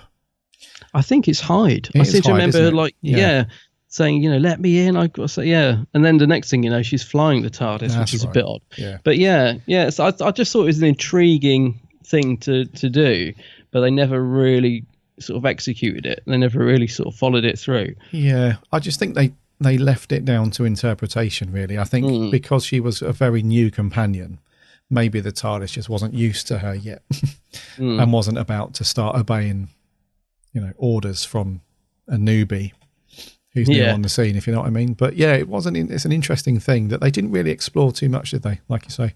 No, I think the mothball said it was something to do with her being in the time stream or something. I can't remember. He came up with some answer for it when he was, challenged on it. But it didn't really make much sense from what I remember. Yes. Yeah. I think it was a question that was asked in the Doctor Who magazine. Yeah. If I recall. Yeah. But yeah, the TARDIS is obviously not a fan of Clara at the moment. No. He doesn't like you. I keep thinking of that thing. Crikey. He doesn't like you. It's not a Star Wars podcast. No. And then we have the whole scene at the end. Actually, before we get on to that, I was going to say, we did have, let's talk about this notion of the song. Yeah. Because it's, I thought it was, at the time when I first watched it, I thought this is ridiculous. But then when I think about it after rewatching it, it's quite a nice cultural thing. It's something that's been handed down for, I think the Doctor saying it's been a really long time, like 1,000 generations or something. And I thought that was quite nice when I think back about it after rewatching it. That it's because they could have done something a lot simpler, but this was quite nice to have this song, as part of the ritual, I suppose, that they have to go through. And when you couple that with, because some of Murray Gold's music was really nice in this one, I noticed, but it was quite a musical, song-driven episode, wasn't it? Because they use it as like a Mary starts singing it towards the end as like backup for the Doctor and so on at the end as well. So I thought that was quite cool. When I first watched it, I was like, this is a bit stupid, but I don't know what you think. It's quite a musical story. I must admit, the first time I watched it, I thought they'd purposely almost written a story around Murray Gold. I thought, they've done this to really highlight Murray's music, and why not? Because Murray's a great composer and stuff. It felt a bit gimmicky to me on the first watch. But yeah, I think like you, I've kind of come around to it a little bit. And one thing I do give credit to this episode for is that I like that they try a new idea with it. Yes. I don't know if I think it's 100% successful, but that is one thing I will say about this episode. I like the fact that, particularly on the rewatch yesterday, I did like the fact it was at least different, and not that predictable as well. You know what I mean? It's as I said, I think the first time I watched it, I couldn't really understand where it was going. I kept thinking, when's the story going to start? But I like the fact it's just a little bit different. They tried something different, and having the whole music-led thing. Although I didn't think it worked the first time I watched it, on a rewatch, I think it was all right. Yeah, I think it was quite good actually, to some extent. Yes, I agree. So yeah, that was one thing I just wanted to mention because it is quite a musical story.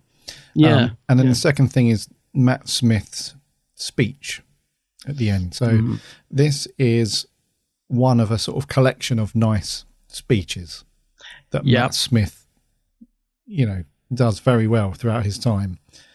And I thought this was quite a touching one as well, because it's all about his memories and his knowledge and so on. And there's a lovely scene where he's sort of mid-speech and he's bellowing out at this monster and he's got tears sort of down his face.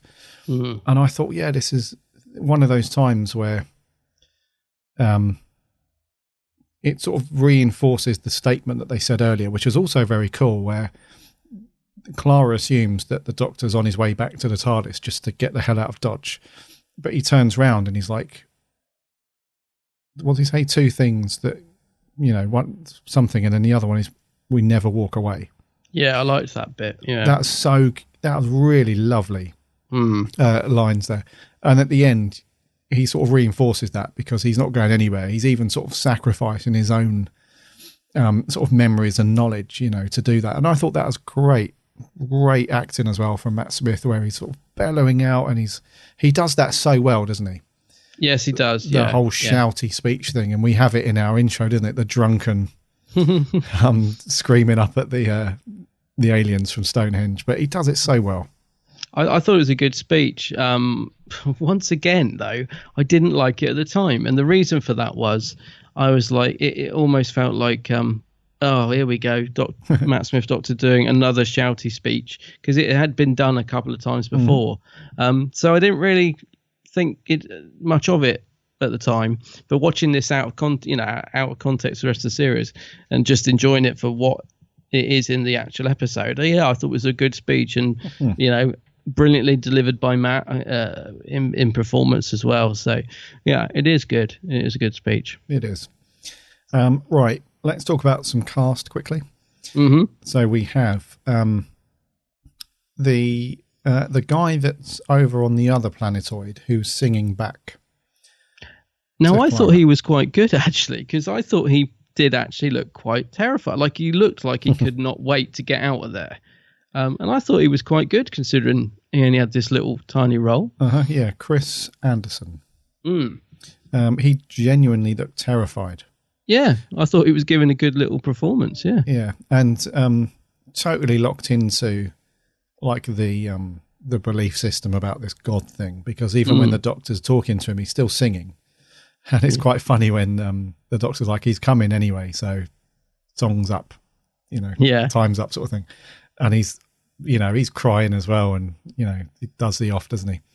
But I thought he was quite a good little character. Yeah. We have the guy playing the mummy, Aidan Cook, who just was going for it when he's inside the cabinet. He does go for it, yeah. So the direction there must have just been, go nuts. Just be as scary as you can and just go nuts, because we want people to believe that any second he could break out and sort of strangle them, which he didn't really do, did he? He just sort of sat back and... What does he do, actually? Well, he breaks the glass. Does he actually get out, or does he just... I can't remember what actually happens to him. He just slumps back in his chair. Does he? On his throne, and then you just see this light come out of the pyramid, so he's gone up into the planet. Right, that's it, yeah. So he was pretty good, though. The little girl, Mary, played by Amelia Jones. Yeah. Thought she was good, actually. I thought she was very good, because there were two scenes which I really liked of her. The opening scene where she's running away from the people who are sort of getting her ready to do the song, and she's scared that she's going to get it wrong, so she's running away. And Clara catches up to her and had that nice little scene. She's genuinely scared and terrified. And then I like the scene towards the end where the Doctor's over giving his speech and they're on the other one, and she has this sort of look of determination in her face. She's no longer scared of anything, and she's like, I want to help him. And she starts singing, and when she's done, she's got this sort of nice little smile on her face. So I like that transition, that progression from like the scared little girl to now the sort of, I'm not scared anymore. I'm going to do this to help, and which is all good. So liked her. Do you reckon she's? No, I thought she was good, and I like the fact that it takes a long time for her to trust the Doctor and Clara. Like, very often in these stories, as soon as they meet up, we just sort of almost become instantly friends and everything's great. And come on, we're on an adventure together. I like the fact that she's just so untrusting until right to the end when she says to the Doctor, but you promised. And it was like, and he's like, oh, yeah, I did, didn't I? And I thought she gave a great performance in this. And yeah, she was good casting for that particular role, because I don't know if it was her singing. I doubt it, but she does it quite well. I mean, in some ways, she's better at mouthing the words than the other guy, even though he was good. But no, she's good little performance from her. What was her name? Amelia Jones. Amelia Jones, yeah. Yeah. No, she did well. I thought she's good in the scenes with Clara as well. She's sort of quite a strong character, I thought, in terms of that. She holds her own against Clara, is what I mean. Yeah. Yeah. Very good. Very good. And we've spoken about Clara's parents. Yeah, Dad's not that great. Well, he's okay. He's nothing wrong with him, but he's not going to win any BAFTAs, I wouldn't say, the dad. But then again, he's only in, he's probably just a bit part actor. He's only in it for a minute or two. Yeah. So, they're not going to get anyone majoring for that. But the mum was all right, wasn't she? Yeah, I thought she was good, yeah. Yeah. Yeah. And Clara. Jenna Louise Coleman. Jenna Louise, as she was known. She went. When did she drop the Louise? I think when Capaldi. No, I think it was the series after this one. So, which was Capaldi? No. Yeah, it was. Yeah. So, yeah, it was. Yeah. So I think when Capaldi. All right. Yeah, I think that's when she dropped it. Yeah. I wasn't really a massive fan of Clara in this one. I don't really like Series 7 Clara, but I have to give her a bit of slack because it is only her sort of, it's very early on in her stint as Clara. So she's not bad by any stretch of imagination. She's still giving a fairly decent performance, but I just find the character quite annoyingly written. It's not really Jenna's fault. I just don't like the way they write Clara a lot of the time to be in the early stages, because she's sort of quite cocky and she's very sort of brazen when she talks to the Doctor, and I'm doing this, and I just find her a bit of a spoiled brat in her sort of Series 7. So nothing wrong with Jenna's performance particularly, but I just didn't really like the way Clara was written at this point. Particularly, but I think she's good in the scenes with the little girl. There is a nice connection between her, between Clara and Mary, and you get the feeling that Clara's definitely sort of, got her back and looking out for her, and that's quite nice. And Jenna does that very well. So no real complaints, I suppose. But yeah, just not a fan of Series 7 Clara, really. Yeah, I totally agree. Yeah, she's okay, and her best scenes are where she's sort of playing mummy to the little girl. Yeah, and the Doctor. The big guy, Mr. Matt Smith. Yep. Matt Smith. Very good. Really, really good. And yeah, it's sort of, I don't know, it's just, even in Series 7, he's just such a great performance from him, even in the smallest of little scenes. Like the bit where he's tickling Doreen under the chin, and he's sitting in the crowd watching Mary about to sing, and he's like pushing his glasses up, and I think he's one of the few people that could pull off wearing those glasses as well, because they do suit him, but they would look ridiculous on a lot of people. So even those little bits where the focus is not necessarily on him, but he's just totally in it. He's just the Doctor. He's at this point now where, in his sleep, he's the Doctor. Just great as always. And culminating with that scene was not his best speech, I would say, but certainly, quite impressive to watch. And he's very emotional, and he's putting himself, everything into it. Really like Matt Smith as always. Yeah, I thought Matt was great in it. I think perhaps if you'd have asked me before I rewatched it, I'd probably said, he carries the episode. Not so much the case on a rewatch. I do think he's just genuinely good in it. And the episode's slightly better than I thought. But yeah, no complaints from Matt. Are those Amy's glasses that he's wearing? I've kind of got confused now. Anyway, but yeah, Matt Smith, very good.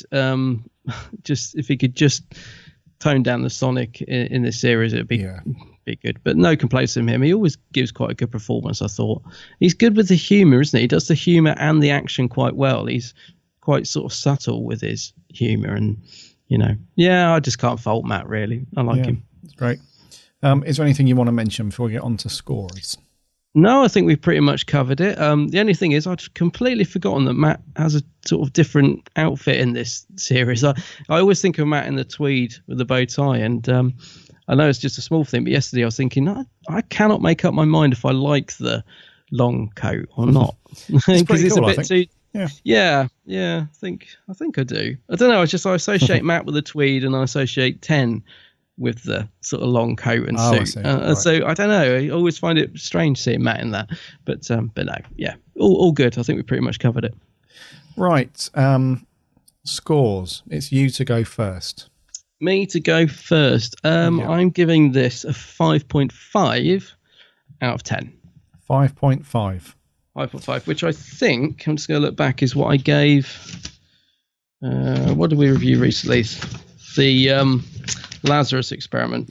I gave that 5.5. Yeah. So I'm kind of putting it on par with that. Oh, really? I suppose. Right, okay. Maybe it's better, but yeah. No worries, mate. I'm going to give this a 7. 7, okay. Yeah. Mm-hmm. Like I said at the beginning, I really enjoyed it watching this. But I think because such a long time has gone in between me watching it from when it went out on TV, to now, maybe I've just watched it again from a different pair of eyes, if you like. Yeah. 5.5 and a 7. Which is not bad actually, because if you'd have asked me before I'd rewatched it, I probably would have said 3. So it's definitely gone up quite a bit since a rewatch. And also and I'm quite pleased to say this, it's gone from an episode that I was dreading watching, would never have put the box set on to watch, or would never have put this episode on if we weren't reviewing it, I don't think. So it's gone from that to being an episode that I'd quite happily sit and watch. Yes. I don't think it's great, but I'd quite happily sit there and watch it. So that is good. Yeah. Indeed. Right. We had a load of thoughts in on this one. Oh, good. We got 6 audio clips. We got a load of tweets and a load of Facebook messages. So let's let's get into it. Get through it. We're going to do a couple of audio clips first. We're going to play a couple back to back.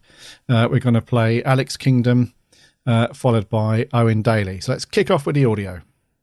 Hello, Gary and Adam from the Igloo Box Podcast. Hi, I'm really happy because my competition package came through the post. Thank you guys all so much for the opportunity, and thank you guys for being so awesome as you do. I'm currently filming an unboxing video of it on my YouTube channel, along with wearing the t-shirt, yes. I will probably put a link to my channel in the email if you want to check that out, because, yeah, I'm going to have a bit of fun with it.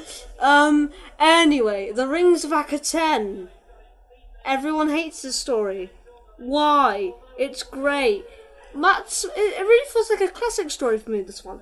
As you experience how it's just aliens, boom, it's like a new reset. You just see what Doctor Who can do. And yes, the whole Mary Goel story is a bit bland here and there, you know, with her, they like her to sing the song. But she's a little kid. She has to go out in front of all these people and sing a song for a god. Okay? I'm sorry, I could barely go and sing to my granddad without going, oh, beep. I might screw this up. Yeah, I really liked the speech as well at the end with Matt Smith. It's great. It made me cry and still makes me well up to date. I just cannot get enough of the story. Also, the whole the long song.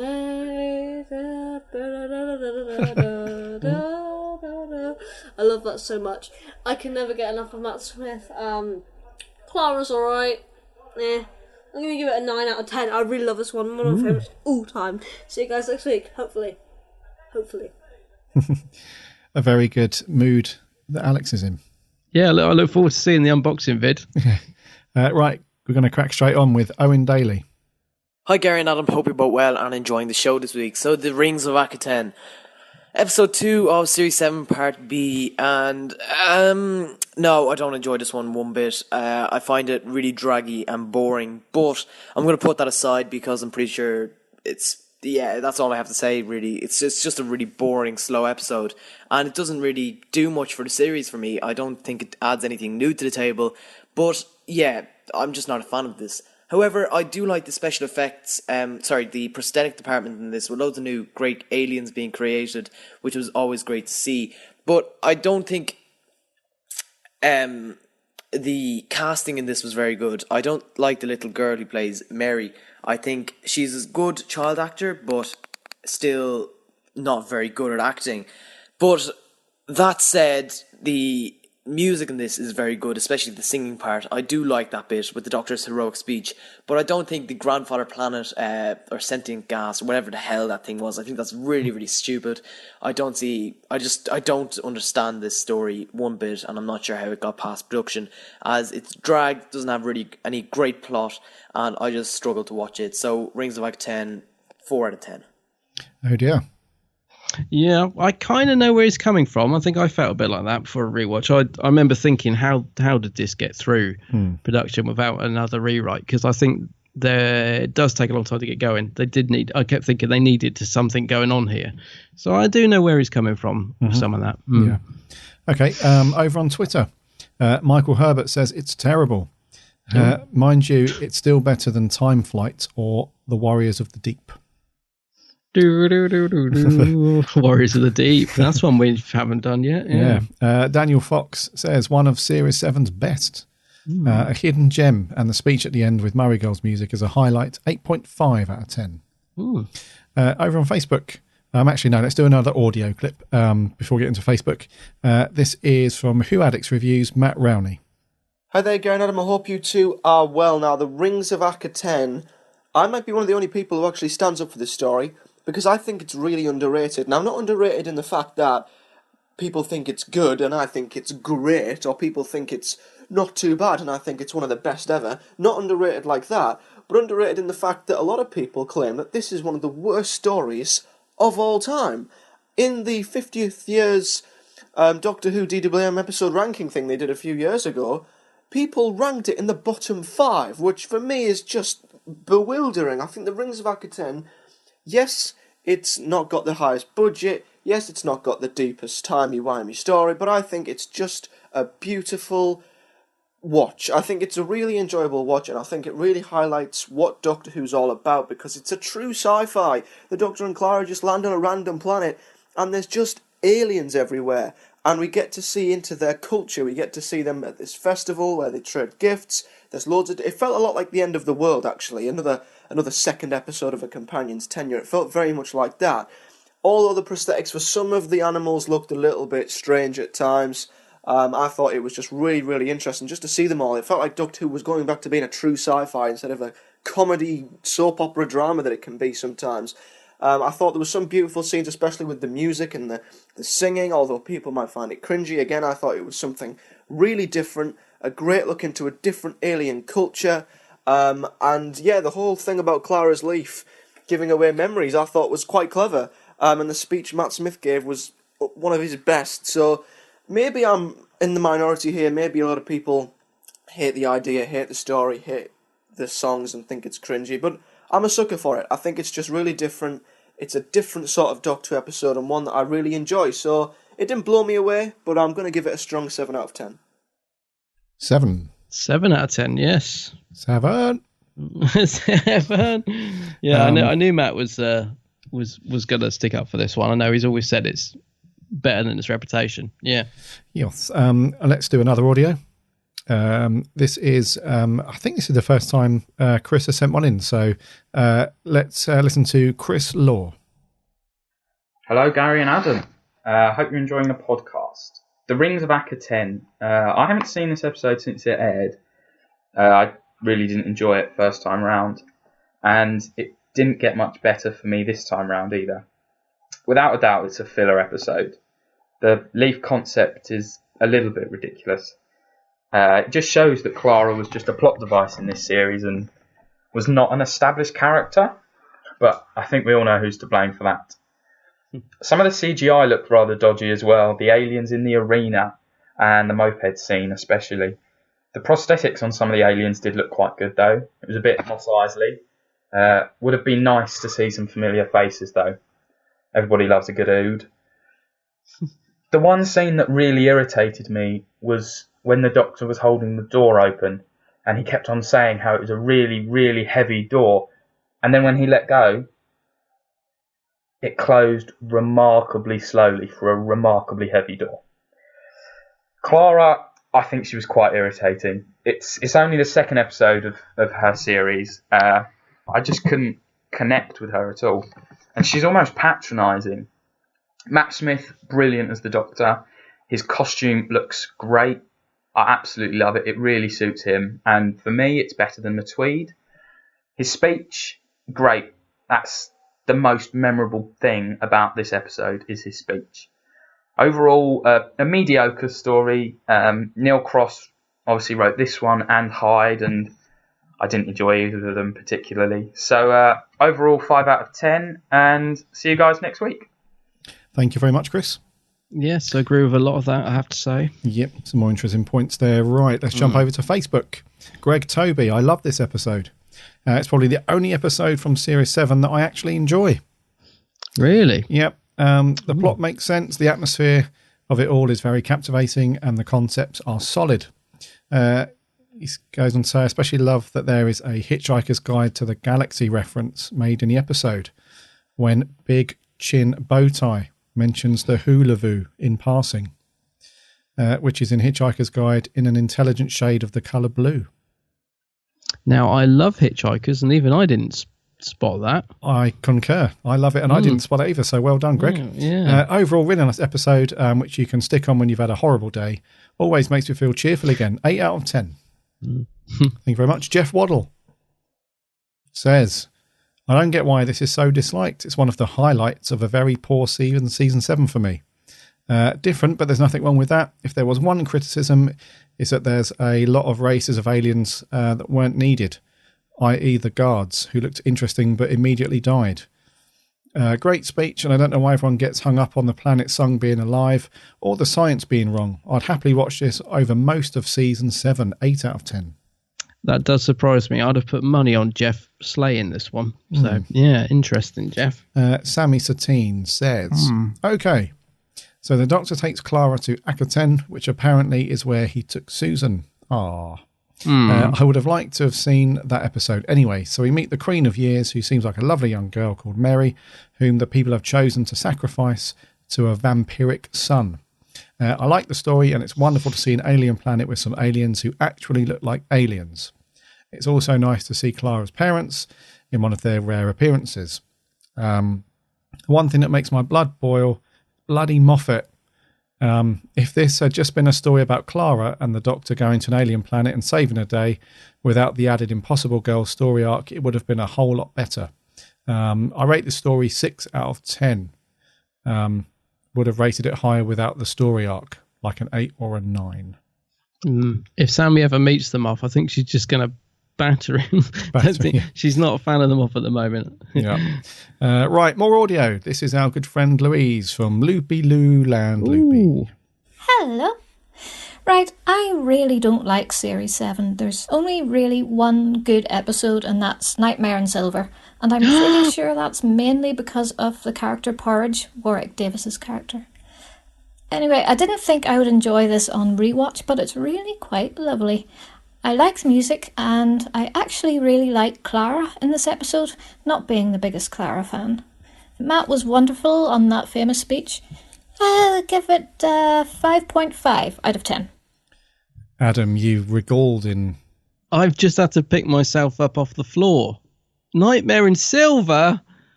Oh, I'm not going to... We haven't reviewed it yet. I can't say too much, but...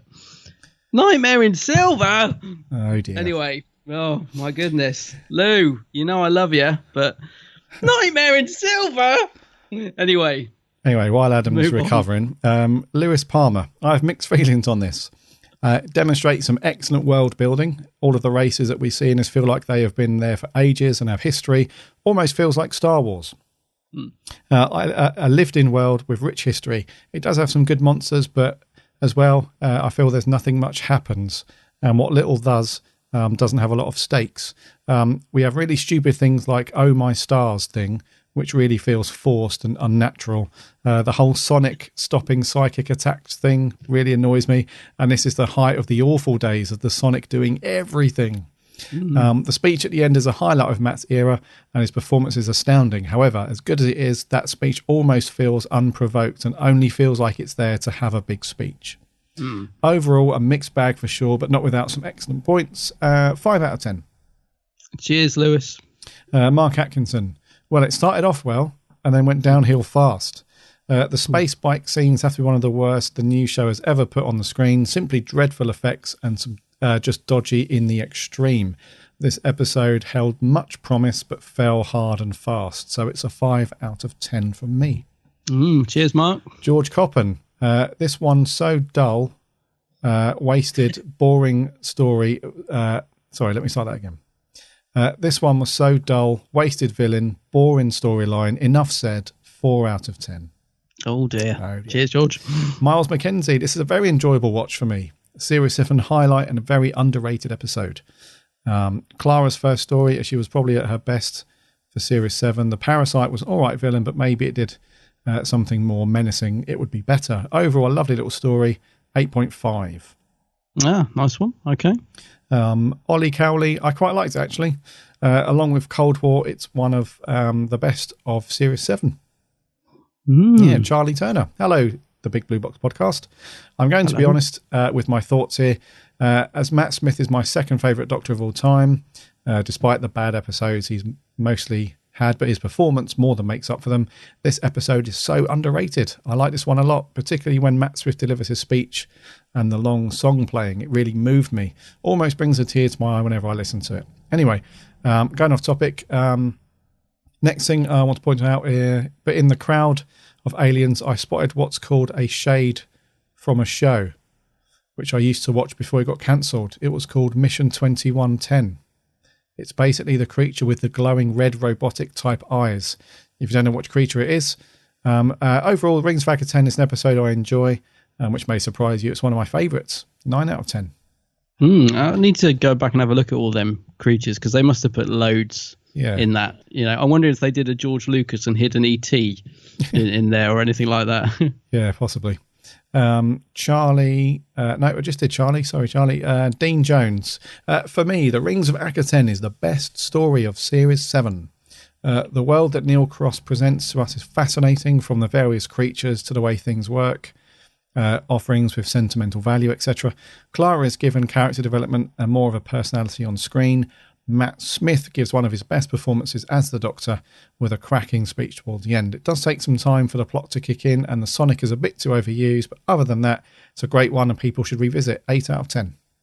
Cheers, Dean. Yeah. A last audio clip. This is Joe Sweeney. Hello, Big Blue Box. Hope you guys are well.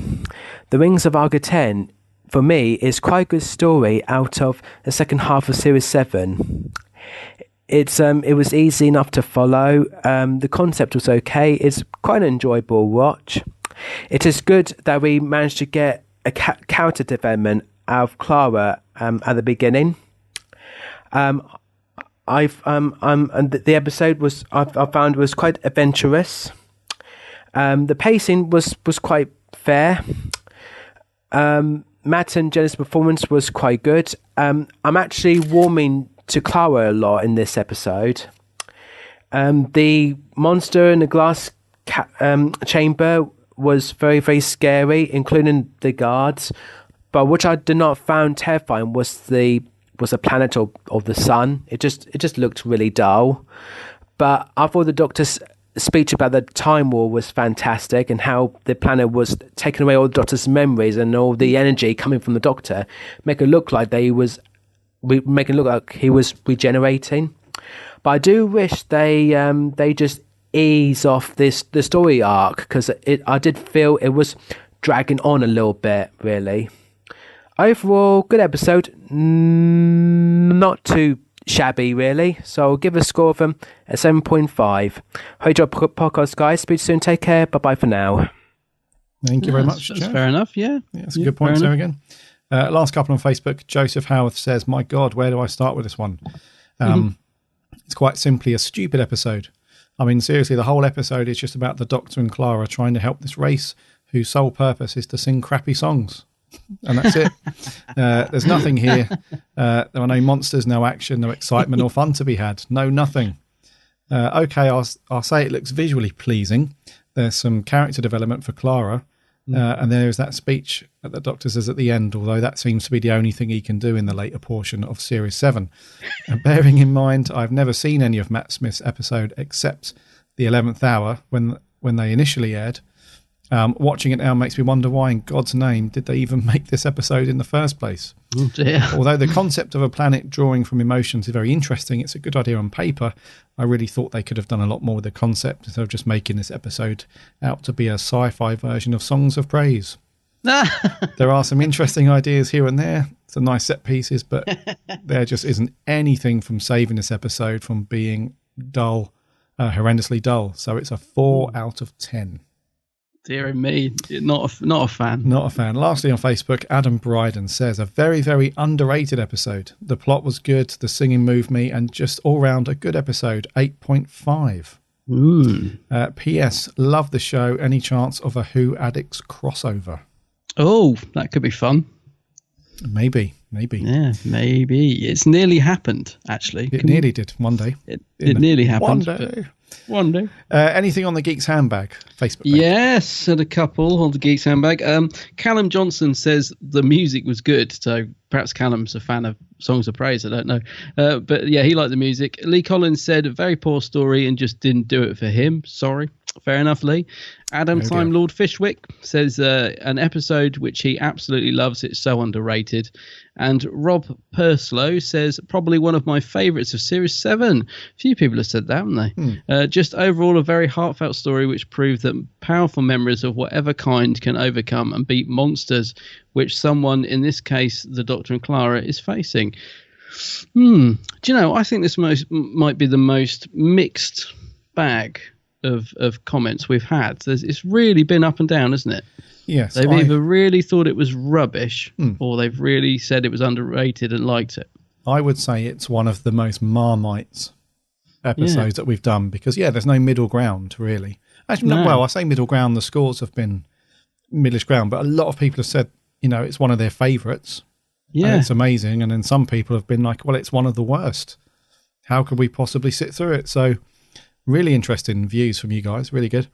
Yeah, it's really surprising when they started coming in as well, because when we, put this on the schedule, I thought, this is gonna get slayed, and I was really shocked when I saw most of the early comments that came in were positive, and I was sitting there thinking, really, because like I said, I didn't want to watch it, and so it's a real, like you said, Marmite episode, Indeed. Divisive is the word I was looking for, but couldn't find. Yes. So I went with Marmite.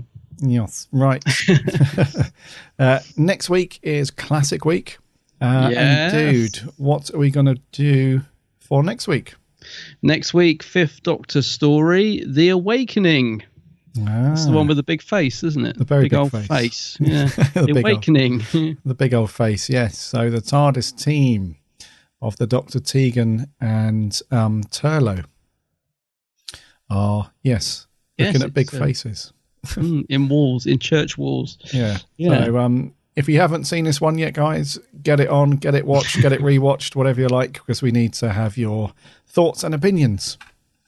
Because that is the best part of the show, as you know.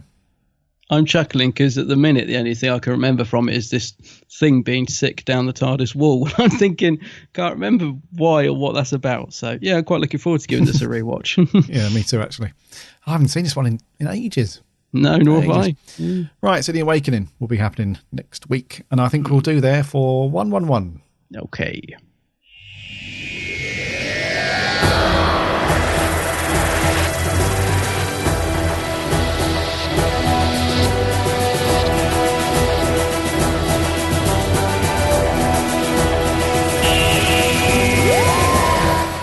Thank Thank you for sticking with us and listening through episode 111.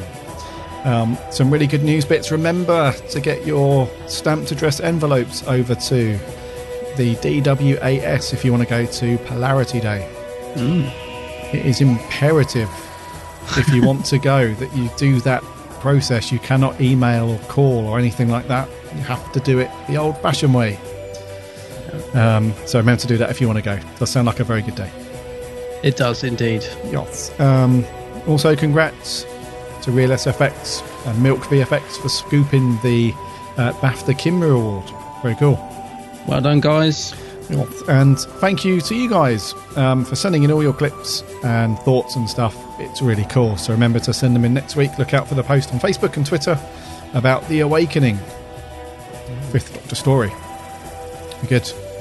Head over to our website, www.bigblueboxpodcast.com. You can listen to all of the previous episodes on there. Plus you can link off to Facebook and Twitter and Instagram and all that stuff. And also on the website is big buttons so that you can subscribe in iTunes so that you never miss an episode. And to all of our listeners out there who listen on iTunes and subscribe, thank you so much. And if you haven't yet, if you could give us a rating and a review on there, that would be awesome because that helps us out a lot. Also check out Adam's channel for the second time this episode. Get the name right. The Geek's Handbag. That's the one. Look for The Geek's Handbag on YouTube and Facebook. And Twitter as well, actually. I'm everywhere. And you can follow Adam and his crazy adventures in unboxing various toys and collectibles and reviews and all that stuff. On a serious note, it's a great channel. Really good videos, so head over and give him a like and a subscribe and all that lot. Yes. I'll pay you later. Concentrating on there. Make sure I got it all right. You were. So thank you guys for listening. It's been really great. A load of new listeners over the last couple of weeks, which is great. We had a big jump up, which is excellent. So welcome aboard the TARDIS. Great to have you aboard. Looking forward to doing all the stuff next week with you guys. So until then, my name's Gary. My name's Adam. And remember, Lonzy!